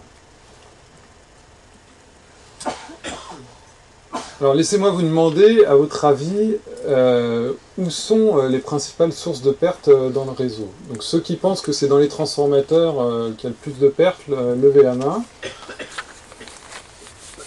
Dans le réseau moyenne tension, donc les câbles que vous voyez dans la campagne, alors la plupart sont enterrés, il y en a beaucoup en ville qui sont enterrés, sinon. D'accord. Dans le réseau basse tension, c'est le fil entre le poste et chez vous. Voilà. Les pertes non techniques. Les pertes, ça dépend du pays. Ou je n'en ai aucune idée. Bon. Okay. Alors bon, j'ai remis un petit peu sur ce terme de pertes non techniques pour expliquer ce que c'est. Donc les pertes non techniques, c'est tout ce qui n'est pas technique. Donc ce qui est technique, c'est les pertes liées à l'infrastructure. Donc c'est au niveau des fils électriques, donc la dissipation due à la résistance du fil, l'effet Joule. Dans les transformateurs, à cause des bobinages et du cœur magnétique du transformateur, et puis le problème d'équilibrage au niveau du réseau peut faire qu'il y ait des pertes. D'un autre côté, on a tout ce qui est pertes commerciales ou non techniques. Donc là, il y a une grosse part, ça peut être du vol, donc c'est le cas dans certains pays, mais aussi ça peut être des erreurs dans le câblage, dans le comptage ou dans la facturation. Alors par exemple, au Canada, ils se sont rendus compte qu'ils avaient beaucoup de vols d'électricité dus à des fermes illégales de cannabis, où en fait dans des grands hangars, ils mettent des projecteurs, des lampes infrarouges chauffantes pour faire pousser des plants de cannabis. Ils se connectent illégalement sur le réseau, et là ça fait de grosses pertes d'électricité pour le fournisseur. Et l'intérêt de ces deux sujets, c'est qu'il y a des solutions qui permettent d'adresser les deux problèmes.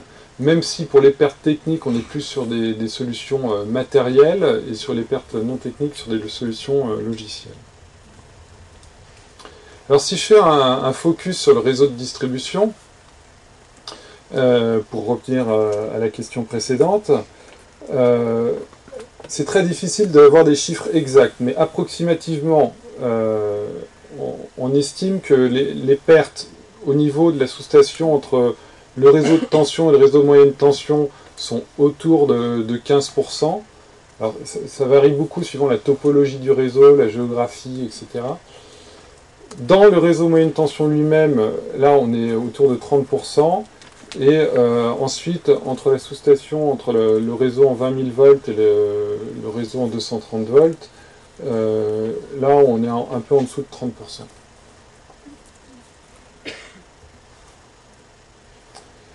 Donc ce sujet des pertes, on a vu que ça représente des montants considérables, et c'est un levier d'efficacité énergétique. Donc les gouvernements se penchent sur la question, et par exemple l'Union européenne, dans sa directive sur l'efficacité énergétique, a décidé d'adresser ce problème.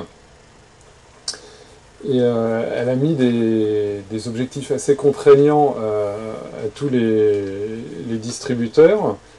Alors, ils ont des objectifs pour réduire la consommation de leurs clients, mais ils peuvent contribuer à leurs objectifs d'efficacité énergétique en réduisant leurs propres pertes dans le réseau. Et par exemple, ils doivent réduire de 1,5% chaque année les pertes, enfin améliorer leur efficacité énergétique. Et ça va être reflété dans les tarifs qui seront autorisés à appliquer. Et on va leur demander de proposer des plans d'ici la fin juin 2015 pour montrer comment ils vont atteindre ces objectifs. Et finalement, toute cette structure tarifaire qui va être imposée aux distributeurs, elle va aussi leur imposer d'impliquer les consommateurs dans cette gestion du réseau, par exemple avec de la gestion de la demande et des choses comme ça. C'est-à-dire qu'au travers de l'efficacité énergétique, on va demander aux opérateurs de réseau d'utiliser tous les leviers du smart grid pour intégrer les nouveaux usages, intégrer les renouvelables, comme le vent, le solaire, etc., du côté aussi des clients. Donc on voit que l'enjeu de l'efficacité énergétique en cache beaucoup d'autres. Alors maintenant je vais vous montrer 5 approches pour adresser ce problème avec des réseaux intelligents. Tout d'abord une approche qu'on pourrait qualifier de passive en travaillant sur les transformateurs, et puis des approches actives, donc à différents niveaux, sur les réseaux de distribution. Alors, premièrement, on peut travailler sur les équipements fondamentaux du réseau électrique, les transformateurs, en améliorant leur efficacité. Donc là, ça implique de changer l'équipement, mais c'est quand même un gisement énorme d'efficacité, puisque aujourd'hui, on estime que, ne serait-ce qu'au niveau de l'Europe, les pertes dans les transformateurs, c'est 70 TWh. Comme il y en a à peu près 5 millions en Europe, ça ferait, on pourrait avoir jusqu'à 2,5 milliards d'économies si on les changeait tous. Alors, on a vu que RDF en a 700 000, et je crois que RDF n'en change que 13 000 par an, quelque chose comme ça. Donc, ça peut prendre du temps. Mais néanmoins, on voit que rien qu'entre une technologie traditionnelle et les nouvelles technologies imposées par l'Union européenne à travers ces directives sur éco-design, sur la façon dont on construit des équipements électriques qui sont efficaces, on peut améliorer la performance de 30% en utilisant des aciers dits GOES à grains orientés. Et on peut aller encore plus loin en utilisant des tôles amorphes. L'intérêt, c'est qu'on va pouvoir réduire les pertes du transformateur quand il est hors charge. Et dans tout ce qui est résidentiel, en fait, le transformateur, il passe beaucoup plus de temps hors charge qu'à pleine charge, parce que dans la journée, il y a moins de monde dans les maisons, la nuit, il y a moins de consommation.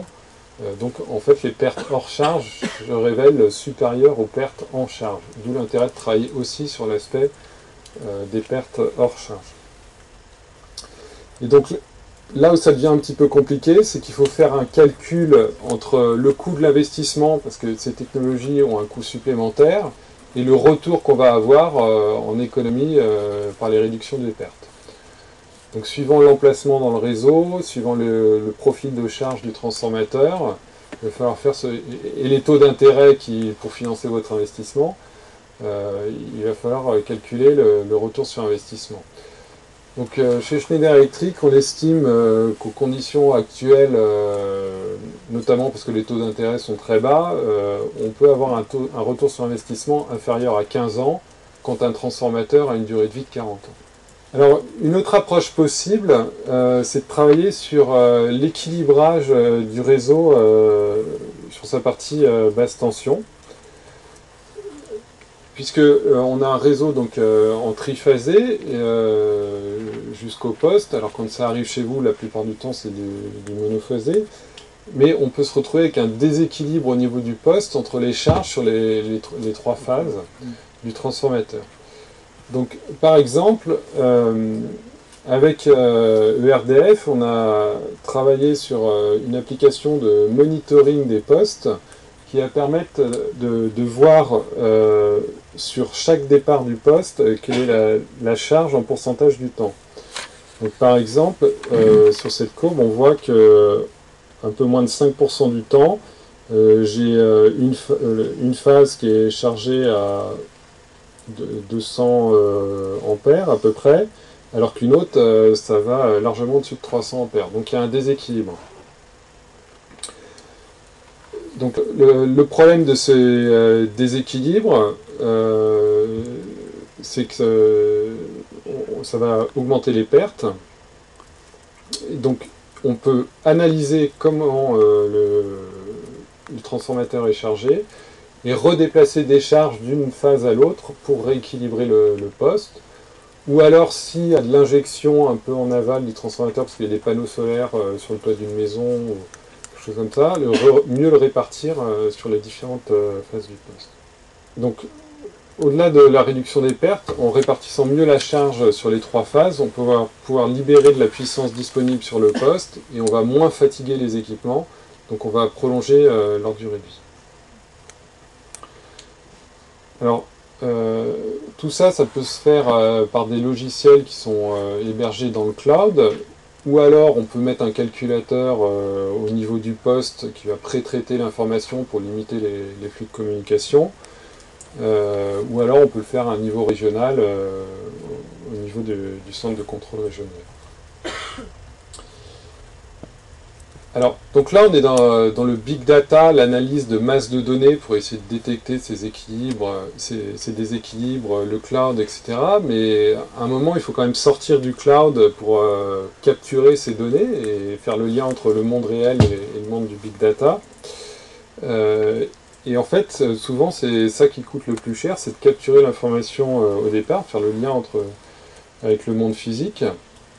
Donc c'est pour ça qu'on a beaucoup travaillé sur des capteurs simples à installer pour pouvoir capturer cette information pour faire les analyses. Donc ce qui coûte le plus cher en fait c'est d'envoyer le technicien sur le terrain pour installer les capteurs. Donc dans un poste où on a déjà un ordinateur Remote Terminal Unit, je ne connais plus le nom en français, un contrôleur de poste. On va installer des pinces ampères métriques sur les départs du poste, donc très rapidement sans couper l'alimentation des usagers, des consommateurs. Il suffit de les enficher sur les départs, donc il y en a une par phase évidemment, et ces pinces sont reliées à un petit boîtier émetteur. Et le système est alimenté par le flux d'électricité à l'intérieur du départ. Donc ce petit boîtier, lui, va émettre un signal radio à l'ordinateur du poste pour lui rapatrier les données. Donc c'est très rapide à installer puisqu'il suffit d'ouvrir la pince, l'enficher et la resserrer sur le système. C'est auto-alimenté par le flux d'énergie qui passe dans le départ, donc il n'y a pas de batterie à changer. Et toute cette information collectée au niveau du poste va pouvoir être pré-traitée par l'ordinateur du poste. Et ensuite, soit cet ordinateur est relié en GPRS, courant porteur ou je ne sais quoi au centre de contrôle, ou un technicien va passer tous les 6 mois avec une clé USB récupérer les données pré-traitées pour limiter les flux de communication. Donc c'est comme ça qu'on fait le lien entre le monde réel et le cloud où on va traiter ces informations. Alors une fois qu'on a instrumenté le réseau avec ce genre de capteurs, on va pouvoir attaquer le problème des pertes commerciales, du non technique. Donc c'est tout d'électricité qu'on ne va pas pouvoir facturer aux clients. Donc il y a une part qui est de la fraude, c'est clair, mais il y a aussi une part qui et des erreurs de facturation, qui est de la consommation des équipements eux-mêmes. Par exemple, cet ordinateur dans le poste a une consommation.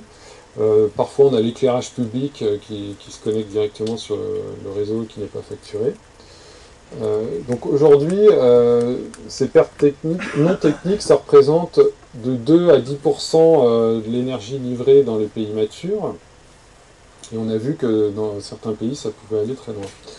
Donc jusqu'à récemment, le prix des capteurs était tel que c'était vraiment pas suivi.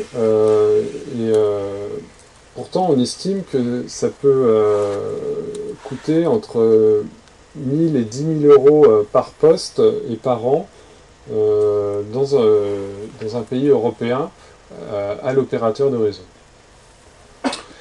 Donc l'idée pour adresser ce problème, c'est d'abord d'identifier sur quel départ les compteurs sont connectés. Donc là, on a un algorithme qui va comparer l'électricité en sortie du poste avec ce qui arrive au compteur. Et rien qu'en analysant les courbes, va être capable de dire ce client il est connecté sur telle phase, et tel départ, etc. Donc ça c'est la première phase. Et puis la deuxième phase, ça va être de quantifier la perte. Et là on va être capable d'aller faire des analyses statistiques pour dire exactement où est la perte. Donc ce calcul il peut être fait soit directement par l'ordinateur qui est dans le poste, soit on peut le déporter dans le cloud ou au centre de contrôle. Et donc aujourd'hui on a des solutions qui permettent de détecter des pertes aussi faibles que 100 watts et la localiser parmi 5 points de livraison, enfin à 5 points de livraison près. Donc ensuite les techniciens pour vérifier c'est beaucoup plus rapide et ils savent directement où il faut aller. Ça permet ensuite comme effet secondaire d'améliorer toutes les opérations du réseau puisqu'on va pouvoir détecter beaucoup plus rapidement les défauts. On va pouvoir aussi détecter les défauts sur le neutre, etc. Et protéger tous les équipements électroniques qui sont connectés en aval. Donc ce genre de solution, c'est surtout de l'investissement logiciel, donc le retour sur investissement est vraiment très rapide.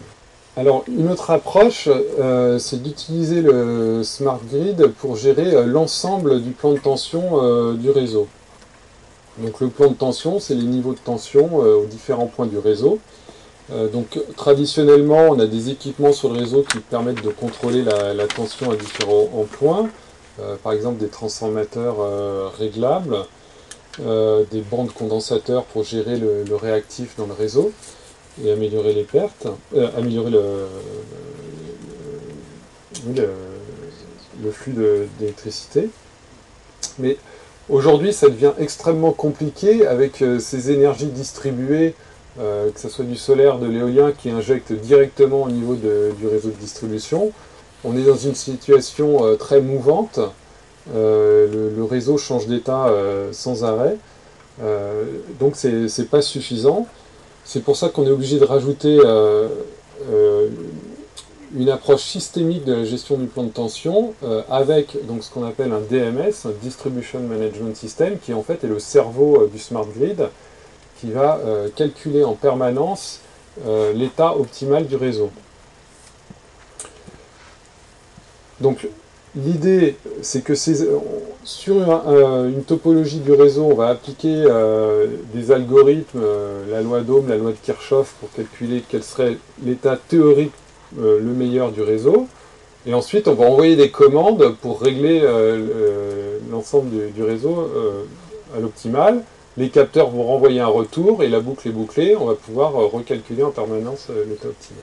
Donc ça demande d'avoir beaucoup de capteurs et d'actionneurs dans le réseau et aussi de l'intelligence distribuée pour vraiment faire un réglage très très fin de cette tension. Donc quand le réseau est très chargé, on va essayer d'opérer à la tension maximale pour réduire l'intensité puisque les pertes sont proportionnelles au carré de l'intensité, c'est la loi de Joule.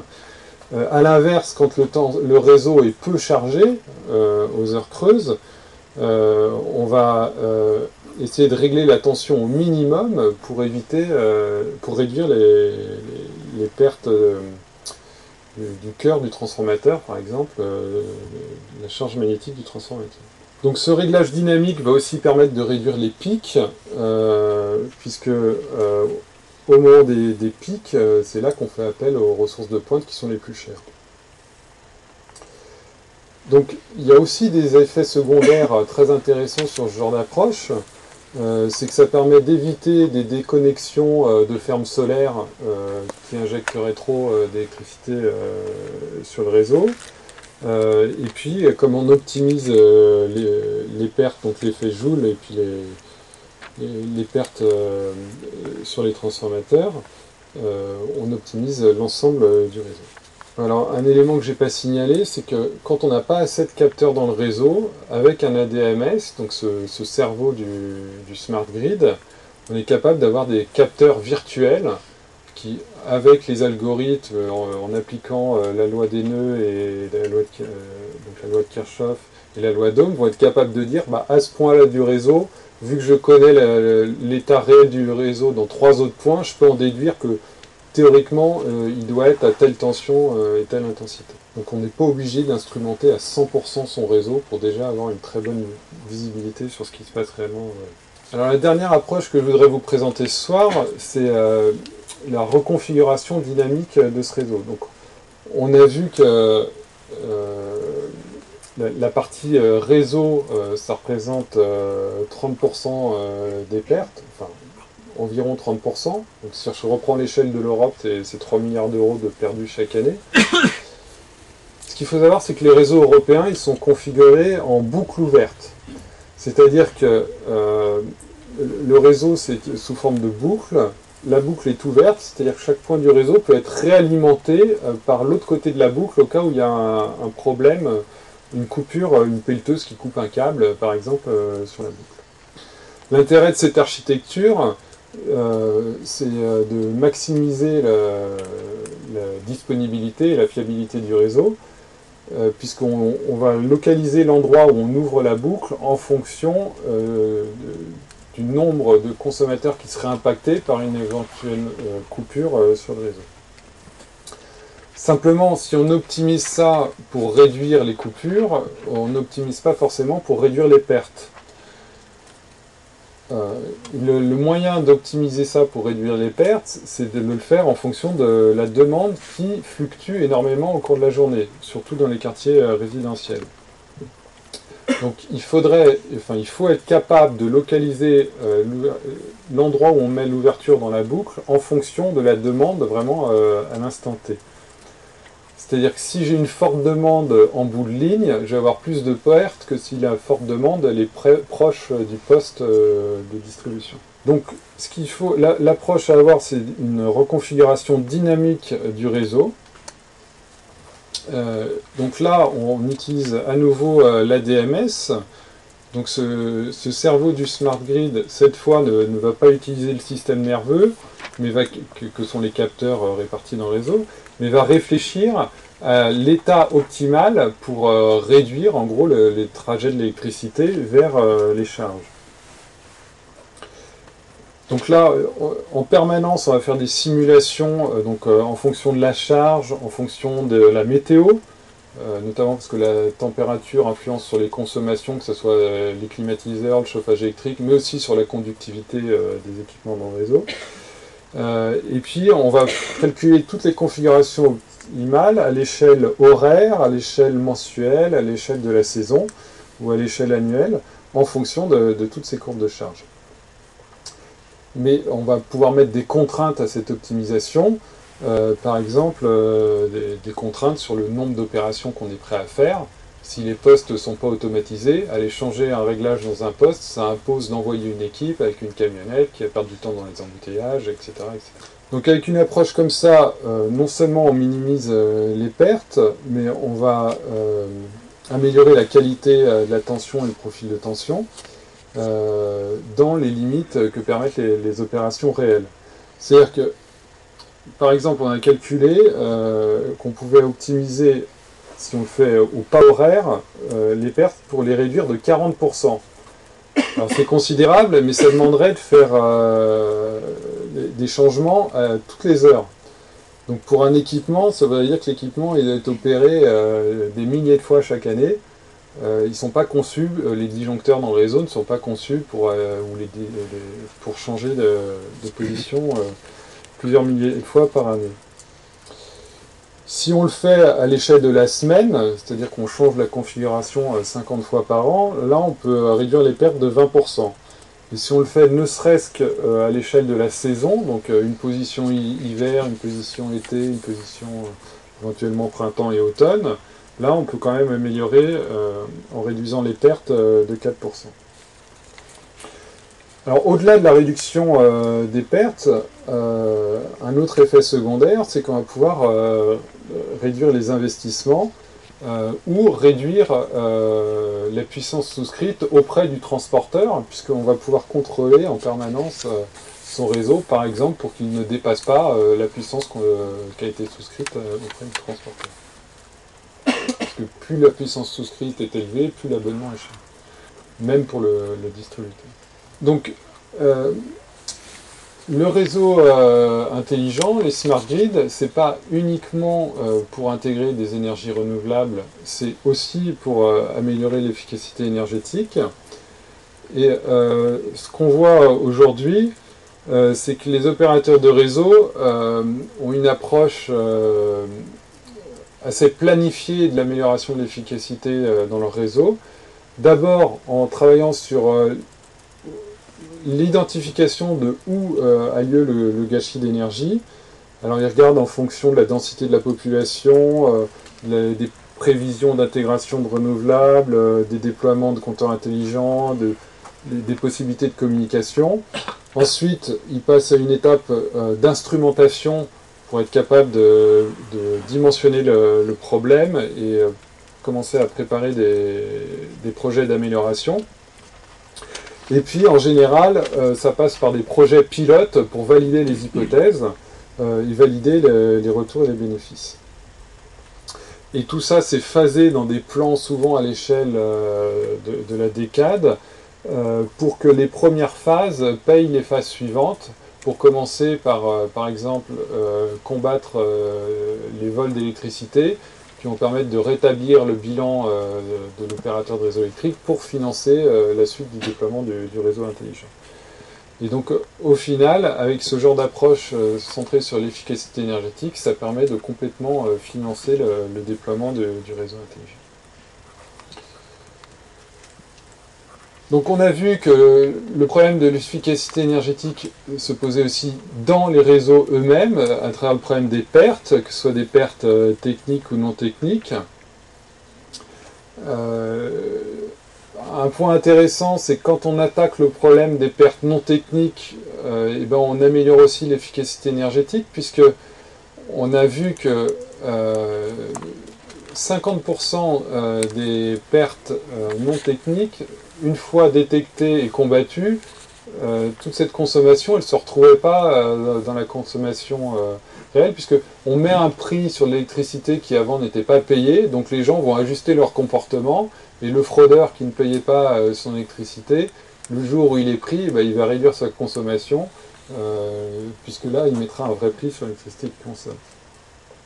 Donc c'est vraiment cette approche autour de l'efficacité énergétique a des effets secondaires très positifs sur la capacité à intégrer aussi beaucoup plus de renouvelables, en donnant plus de visibilité à l'opérateur sur ce qui se passe dans son réseau pour optimiser tous ces investissements. Alors tout ceci évidemment a un coût initial d'investissement, mais on voit que les avantages à long terme l'emportent largement, que ce soit sur les avantages opérationnels ou sur l'amélioration des investissements et l'intégration des renouvelables. Je vous remercie.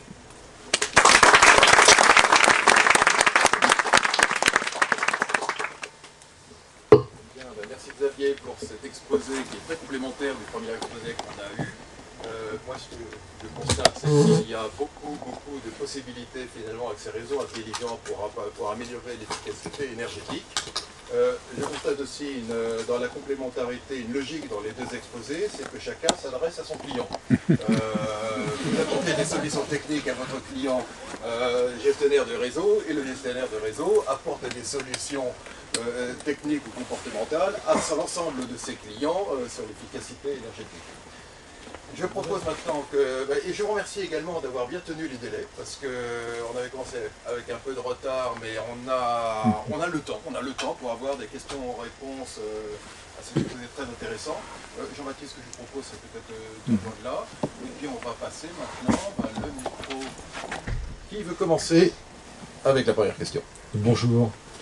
Franck Avédician d'Athéna Conseil, société de conseil spécialisée dans l'énergie. J'ai deux questions pour Monsieur Galland, s'il vous plaît.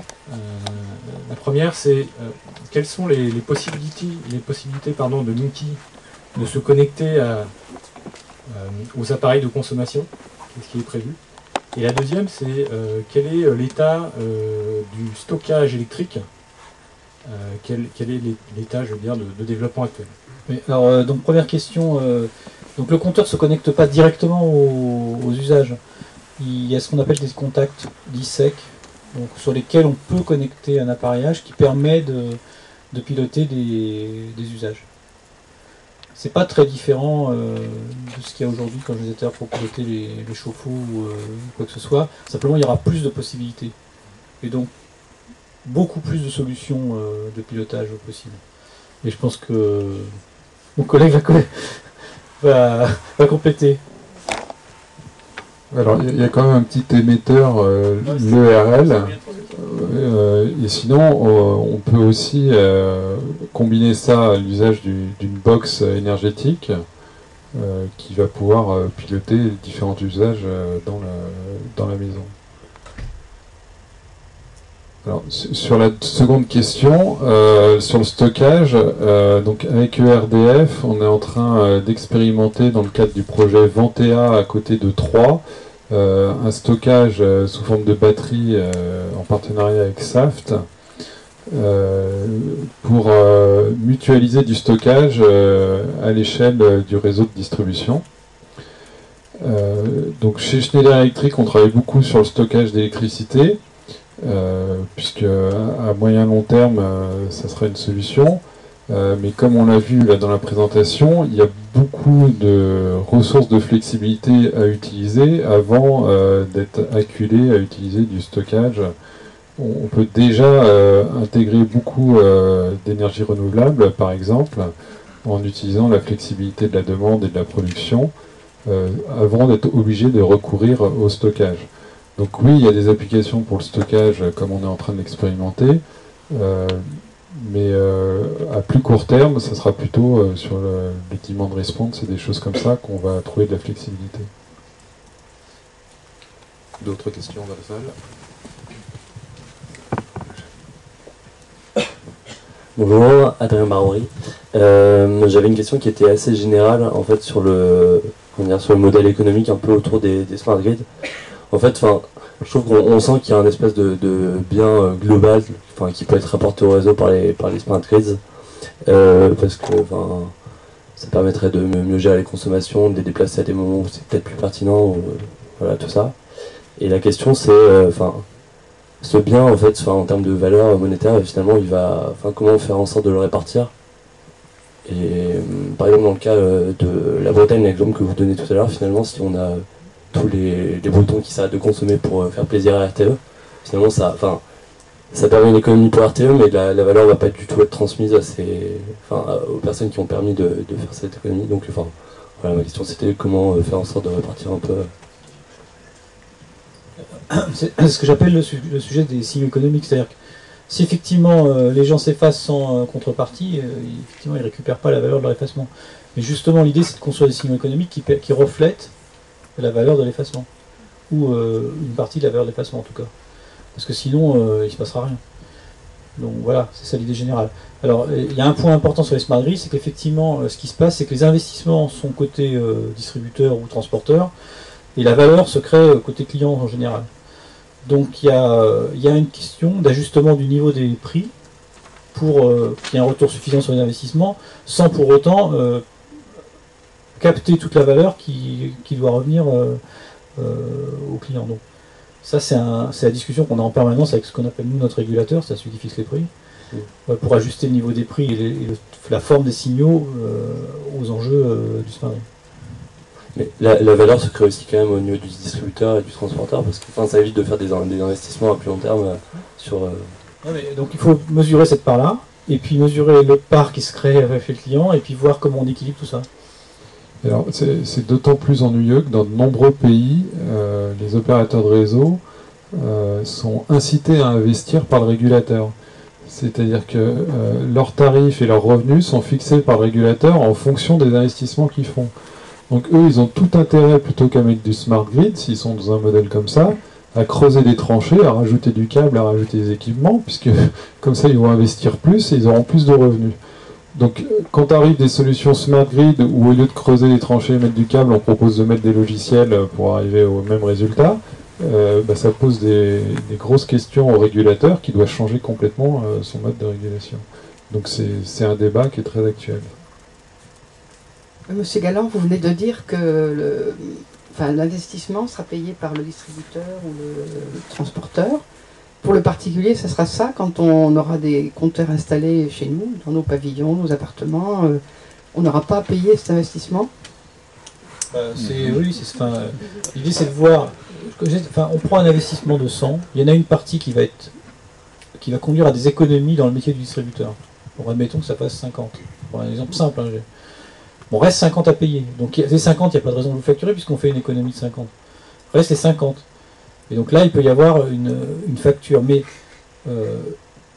c'est pas toujours le cas. Donc ça peut être du négatif aussi. Donc ça dépend des cas. Je sais pas comment expliquer ça, mais il y a des cas où votre comportement fait que en fait, vous allez vous payer moins cher et que par ailleurs, il y aura des économies dans le système qui vont se faire. Alors sur les compteurs, alors, très factuellement, sur les compteurs en France, ça ne coûtera rien aux consommateurs, mais c'est parce que le business plan a été équilibré comme ça. Il aurait pu être équilibré autrement, donc c'est pour ça que... Oui, tant mieux, oui, bien sûr. Oui. De toute façon, l'objectif, qu'on soit clair, l'objectif de tout ça, c'est pas d'augmenter la facture, c'est plutôt de la faire baisser. Après, ce qu'il faut juste comprendre, c'est que le système français et le système européen en général est un système qui est vieux, et donc par ailleurs, on a des investissements de renouvellement qu'il faut qu'on finance. Donc ça, c'est la difficulté. Mais bon, voilà. Si j'ai bien compris, pour la répartition des gains, c'est encore en essai au travers des démonstrateurs. Aujourd'hui, on est en train de tester, c'est difficile aujourd'hui d'établir un modèle économique, et c'est précisément le but d'un certain nombre de démonstrateurs comme Greenlease. On a vu des effets pervers, c'est-à-dire l'effet de la remontée de pic que vous avez, le décalage de pic que vous aviez signalé. Donc là, si par exemple on ne facture pas le pic, Ouais. ça va coûter, en développement de réseau, ça va coûter à tout le monde. Donc tout le monde paiera. Alors par contre, si on est capable de cibler un prix plus élevé quand il y a un pic pour le client qui crée le pic, lui va payer plus cher s'il continue. Mais si par contre il ajuste sa demande, il ne payera pas plus cher. Et l'ensemble des autres consommateurs ne seront pas payés. C'est mon exemple de la personne qui se lève au premier rang. Ou de la femme enceinte qui paiera plus cher quand le chargeur sera plus dur. Moi je crois que la femme enceinte, on en discutera après. Vous avez évoqué le système EJP. Moi j'ai entendu dire que ça allait disparaître. Moi je l'ai en Savoie, mais on pousse fortement à l'abandonner. Est-ce qu'il va se développer ou est-ce qu'il va être le système EJP? La facturation des pointes de façon, on va dire, un peu en temps réel, je pense pas que ça disparaisse. Et voire même en ce moment, on fait des études justement pour voir comment pérenniser ce système-là, mais sous une forme ou sous une autre, parce que c'est pas nécessairement la forme d'hier, le signal de prix d'hier qu'il faut utiliser pour demain. Tout à l'heure, on disait, pour vous donner un exemple très concret, le signal d'hier, il a été calé sur la sensibilité à la température de la demande en France. Donc, typiquement, en France, quand vous variez d'un degré la température en hiver, il y a 1000 MW, un peu même plus, d'ailleurs 1500 MW d'augmentation de la production. Donc le signal dit aux gens, si pendant 22 jours vous êtes capable de réduire votre consommation, alors on va économiser ces moyens de pointe et donc on vous rémunère à due concurrence. Dans un système où il y a des renouvelables, il y a d'autres dimensions. Par exemple, si vous tombez sur un jour où il n'y a pas de vent, ça n'a rien à voir avec la température. Il n'y a pas de vent, il n'y a donc pas de production éolienne. Peut-être que ça vaut la peine de s'effacer localement sur un réseau qui était équilibré autour d'un certain pourcentage de consommation moyenne. C'est un exemple. Donc c'est pas le même. Vous n'avez pas envie de faire le même signal pour ce système-là et pour le système qu'on avait dans les années 80. Donc la question, je ne peux pas répondre oui, on aura de l'OJP demain, on aura quelque chose qui ressemblera à l'OJP probablement. Mais autrement. Et après, il faudra que vous réfléchissiez si ça fait sens pour vous en Savoie de garder ce système-là, l'ancien, ou d'en prendre un nouveau. Les réflexions dans la plupart des pays, c'est de développer des mécanismes de marché pour faire ça, avec pour tout ce qui est industriel et commercial, plus des mécanismes de bourse, d'échange de capacités ou d'effacement, etc., de demand response, avec des relations contractuelles. Je m'engage à m'effacer à tel prix, à telle condition, etc., pour tout ce qui est industriel et commercial. Par contre, pour le secteur diffus, le résidentiel, vous et moi, plus travailler sur des signaux tarifaires, donc en fonction de l'heure à laquelle vous consommez votre électricité, des prix différents. Oui, Elias Martin-Maurice, conseil départemental de la Manche. Moi j'avais une question par rapport à, du coup ça rejoint sur les tarifs, mais aussi les expérimentations Linky. Vous avez présenté pas mal de projets où ERDF était plutôt le maître d'ouvrage avec un certain nombre de partenaires sur les essais.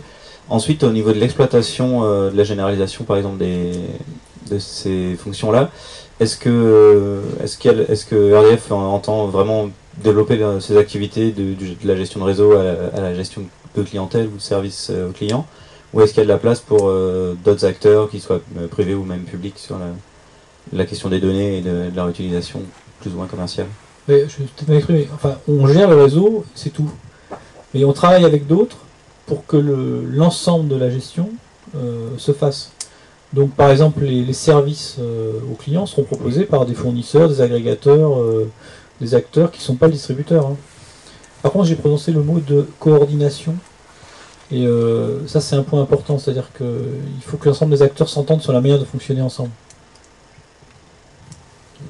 Et donc là encore, le rôle historique des distributeurs, c'est un rôle technique d'assurer la fiabilité et la sécurité du système. Et là, on voit qu'il y a beaucoup de réflexions sur quel doit être ce rôle dans le futur. Parce que si on fait rentrer en ligne de compte des mécanismes de marché pour équilibrer l'offre et la demande, même au niveau du réseau de distribution, c'est-à-dire que ce rôle va changer. Et par exemple, aux États-Unis, dans l'État de New York, il y a une grosse réflexion pour voir si l'opérateur du réseau de distribution ne devrait pas devenir un tiers de confiance neutre, qui serait une plateforme de marché et d'échange complètement neutre, où tous les acteurs pourraient échanger leur flexibilité, leur production et leur consommation, en ayant confiance que ce tiers neutre va sécuriser les transactions, les sécuriser d'un point de vue économique et les sécuriser d'un point de vue technique, que ça ne va pas semer le chaos dans le réseau aussi. Bonjour. Ça, c'est une réflexion américaine, c'est pas la réflexion française quand même. Hein. Non, alors, c'est pour dire jusqu'ù ça peut aller. Mais ce qui est vrai, c'est qu'il y a beaucoup de réflexions dans le monde sur différents modèles. Et je ne sais pas si on a aujourd'hui la réponse sur le modèle, et voire même s'il y a un modèle, parce que nous, notre analyse, c'est qu'il y a plutôt différentes situations. Par exemple, dans le système américain, il n'y a pas un réseau de transport très, très solide, enfin, comparativement à ce qu'on a en Europe. En Europe, on est habitué à avoir une structure extrêmement solide au-dessus. C'est pas le cas aux États-Unis. Donc les États-Unis vont plus avoir des logiques locales, alors que nous, on a plus une logique d'abord d'un grand marché européen et ensuite de logique locale. Bon voilà, donc on mettra certainement pas en Europe les solutions qu'on met en place aux États-Unis ou qu'on met en place en Inde, ou alors là c'est hyper local, du fait de l'instabilité du réseau de transport indien qui est quasiment inexistant. Quoi. Oui, bonsoir. Moi j'avais une question concernant, je voulais savoir ce que vous pensiez de l'annonce de Tesla et de sa batterie qui est 2 fois moins chère que le marché. Et donc dans 10 ans, si on a l'électricité qui est de plus en plus chère, est-ce qu'on n'aura pas de plus en plus de foyers qui vont avoir leur propre système photovoltaïque et stockage, et donc une électricité du réseau plus chère, et donc un effet boule de neige très important? D'abord une boutade, on aime bien Tesla, c'est une belle voiture, essayez, c'est vraiment super, essayez-la, c'est une belle voiture électrique, enfin bon. Au-delà de la boutade, on suit effectivement les progrès des batteries, et Tesla est ce qu'on appelle un marqueur en économie, c'est-à-dire qu'effectivement ils annoncent des prix pour 2025 qui sont parmi les plus bas de ceux qu'on peut avoir sur le marché, de 120 $ du kilowattheure à peu près. Ceci dit, c'est pas encore assez bas pour que ce soit vraiment très rentable de les mettre sur le réseau, en tout cas en Europe, en particulier en France. Il faut juste savoir ça. Il y a un phénomène qui est très intéressant, c'est que vous allez me dire quel rapport entre des batteries de véhicules électriques et des batteries qui vous seraient utiles sur le réseau. C'est les mêmes technologies. Quand on revient à ma question de tout à l'heure des effets de série, effectivement, le fait que Tesla vende beaucoup de voitures, ça nous intéresse, pas tellement parce qu'on va en acheter, mais parce que ça va faire beaucoup de batteries de produites et donc ça fera baisser les coûts. Ceci dit, sur les batteries, la densité énergétique d'une batterie n'est pas encore terrible, et s'il y a un vrai progrès technique qui se fera là, c'est-à-dire qu'il y a beaucoup de gens qui cherchent pour améliorer la quantité d'énergie qu'on peut mettre dans la batterie. Donc aujourd'hui on voit des baisses dues à des effets de série, on ne voit pas encore de rupture technologique importante. Et donc nous on essaye de... Le jour où les deux vont se combiner, là ça va être intéressant. Il y a un autre phénomène qui est hyper intéressant, c'est le numérique. Parce que, en fait, je vous disais tout à l'heure, il y a déjà beaucoup de stockage sur le réseau, les gens ne savent pas parce qu'en fait il n'est pas utilisé, mais via le numérique on peut mettre des choses en réseau et peut-être faire du stockage grâce à ça. Donc là aussi il y a un progrès qu'on regarde. Donc voilà, le jour où ce sera rentable, on le mettra en œuvre. Ouais, donc en fait tout dépend du coût de l'électricité là où vous installez votre batterie. On a vu que l'autoconsommation s'est beaucoup développée en Allemagne, donc des gens qui installent des batteries en plus de leurs panneaux solaires. Mais en fait c'est ni plus ni moins que de l'évasion fiscale, parce que grâce à ça ils ne payent pas toutes les taxes qui vont au-dessus du tarif d'électricité. D'un point de vue physique et économique, ça n'a pas de sens, c'est uniquement de l'évasion fiscale. Alors, ce phénomène-là de l'autoconsommation qui peut peut-être être accéléré par les batteries Tesla, ça va réduire en effet une diminution ça va conduire à une diminution de certains consommateurs qui vont consommer moins d'électricité du réseau. Par contre, il y a un mythe que je voudrais démonter tout de suite, c'est qu'il y aura peu de gens qui vont vraiment complètement se déconnecter du réseau, parce que le réseau apporte quand même beaucoup de services. Premièrement, un service de backup, pour avoir le même niveau de fiabilité de son système électrotechnique local avec ses panneaux solaires et sa batterie, c'est hors de prix, c'est inaccessible.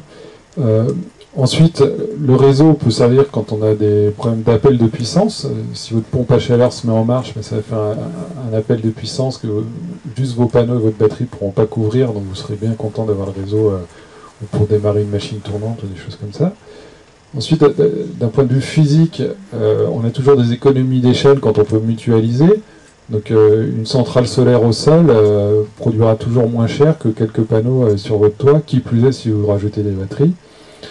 Ensuite, la qualité de l'onde sera toujours meilleure fournie par le réseau que par votre petit système isolé. Et puis enfin, si vous coupez du réseau, c'est un peu comme si vous avez un ordinateur sans internet, vous ne pouvez plus faire grand chose de vos transactions, vous ne pouvez pas revendre votre énergie supplémentaire, vous ne pouvez pas en acheter quand elle n'est pas chère. Donc des gens qui vont se déconnecter du réseau avec des batteries Tesla, j'y crois pas. Par contre, des gens qui vont consommer moins, peut-être. Bonjour, Sophie Carré, encore élève ingénieur. J'avais deux petites questions. D'abord une première question par rapport au raccordement. Comment ça se passe si par exemple je suis dans une maison isolée et que je suis raccordée à la base en SIC AVA et que le réseau est tout bien fait, etc. et que je décide de la jouer écolo et de mettre plein de panneaux solaires et ma petite éolienne dans le jardin. Est-ce que vraiment demain le distributeur sera toujours obligé d'aller faire du renforcement, réadapter tout le câble pour aller satisfaire une envie, un besoin? Donc ça c'était ma première question. Et ma deuxième question c'est par rapport au compteur Linky, compte tenu de l'évolution actuelle des technologies et des ordinateurs et de l'amortissement entre guillemets du projet Linky, est-ce que on n'a pas peur que dans 5-10 ans on regrette puisque les ordinateurs d'il y a 5-10 ans c'est plus les mêmes aujourd'hui, etc. C'est une vraie question, c'est pas une question piège. Merci. Sur la première question, j'ai pas très bien compris, parce que si vous installez, si vous la jouez écolo, vous allez consommer moins, donc votre branchement était trop surdimensionné au départ, donc a priori vous consommerez moins, donc on n'aura pas trop à y revenir. Ce qui peut se passer, alors ce qui peut se passer, c'est que vous injectiez, et que dans ce cas-là, vous injectiez au-delà de la capacité, dans ce cas-là, il faudra qu'on renforce. La question, c'est une question de prix, là encore, est-ce que on saura vous facturer le juste prix?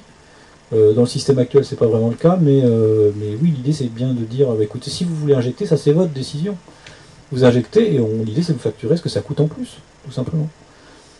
Ni plus ni moins. Et ça implique des évolutions effectivement des systèmes de prix. Voilà. Et alors quant à savoir si Linky est déjà dépassé, je pense qu'il n'est pas déjà dépassé. On a prévu un système avec des téléchargements, donc on peut changer un certain nombre de choses, donc c'est pas il n'est pas fixé aujourd'hui pour toujours. Après, il y a une autre manière de l'adapter, c'est qu'on change quand même régulièrement des compteurs, donc déjà aujourd'hui, donc on peut très bien avoir des systèmes où on change de temps en temps les compteurs. Ceci dit, on a quand même une durée d'amortissement qui est prévue dans le business plan, donc on pense qu'on va pouvoir la tenir. Mais il y a effectivement un problème de constante de temps très différente entre le métier du numérique et le métier de l'électricité. Ça c'est clair. Donc on essaye, et ça c'est le point qu'on a vu dans les postes là, de bien mettre l'électronique séparée du reste, de façon à pouvoir changer l'électronique indépendamment du reste. Enfin c'est pas le cas sur le compteur, mais il y a des réflexions autour de la question. C'est vrai pour les télécoms aussi, les communications.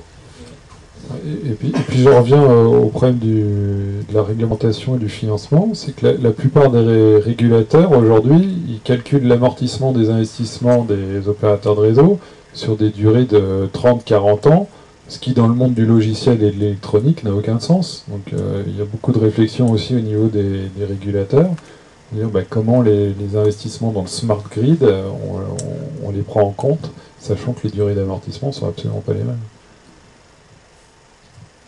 Bonjour, Iderauda, élève ingénieur en dernière année.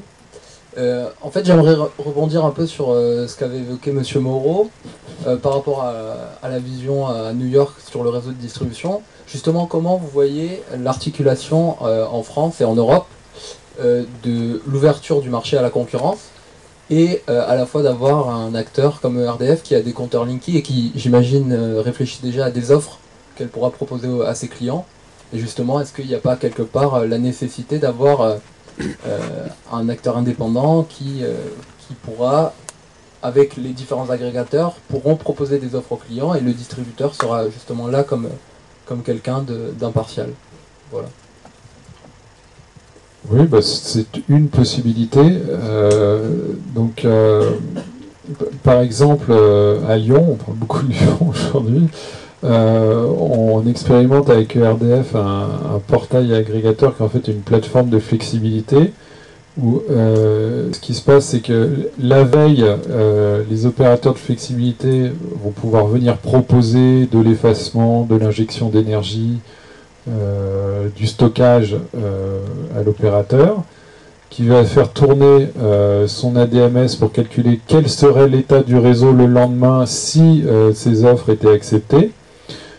Certaines offres ne poseront pas de problème et pourront être acceptées. D'autres vont créer des surtensions parce que trop d'énergie sera injectée au même moment, au même endroit sur le réseau. Des offres d'effacement vont créer des effets rebonds trop forts, des choses comme ça. Donc là, il faudra les rejeter parce que techniquement, elles ne pourront pas passer. Et donc, il y a bien ce rôle de coordination à avoir pour faire tout ce travail d'équilibrage entre les contraintes techniques et physiques du réseau avec les mécanismes de marché. Donc tout ça, c'est encore à l'état de la réflexion. Donc nous, on contribue à travers ces démonstrateurs et puis au niveau, par exemple, de la Commission européenne ou des régulateurs dans différents pays, je vous ai cité l'exemple des États-Unis, il y a des groupes de réflexion pour essayer de trouver les meilleurs mécanismes qui devront être adaptés à chaque situation. Est-ce qu'il y a encore une autre question?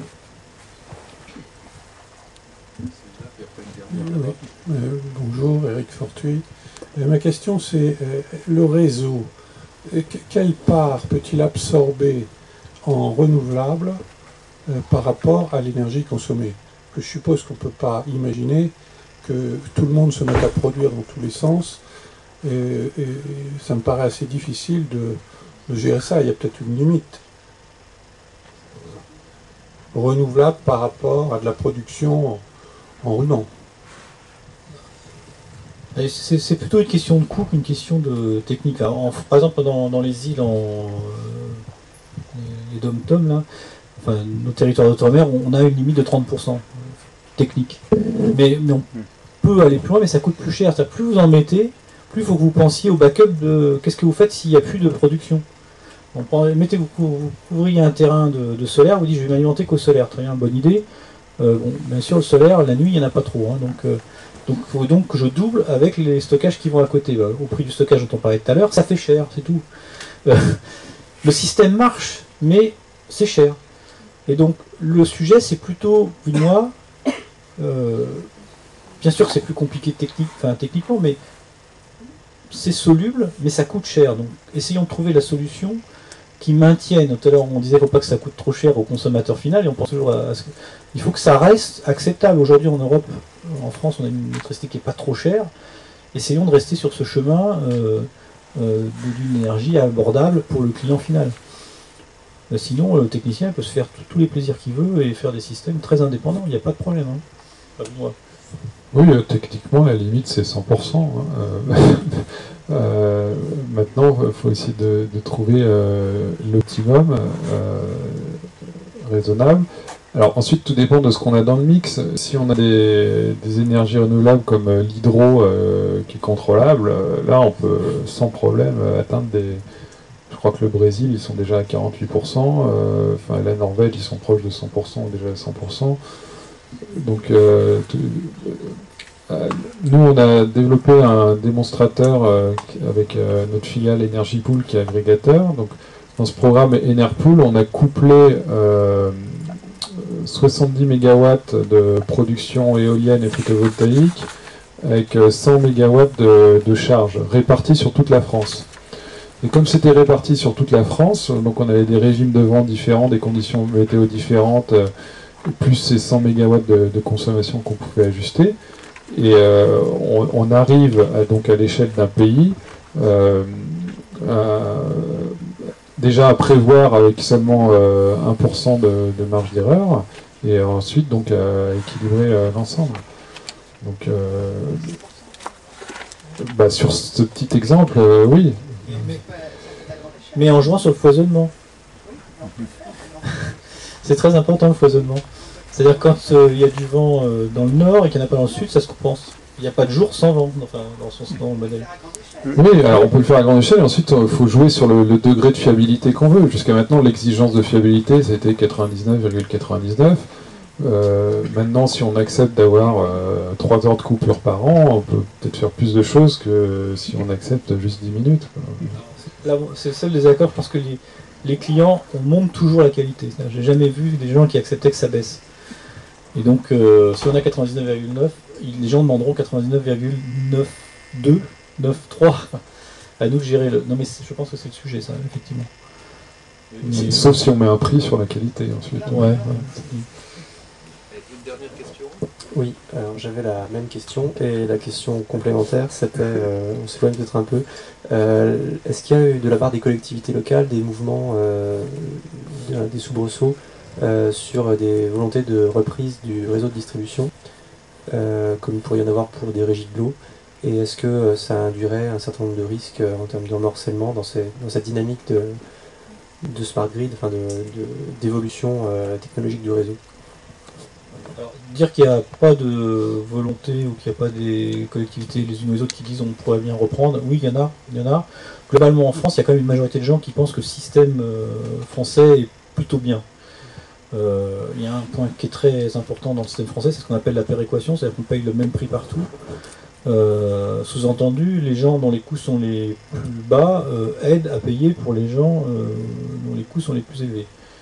Alors tant que ERDF, et là c'est vraiment ERDF, est suffisamment efficace dans la gestion de son réseau, suffisamment innovant, suffisamment pas trop cher, à mon avis le système restera politiquement stable. C'est la situation actuelle.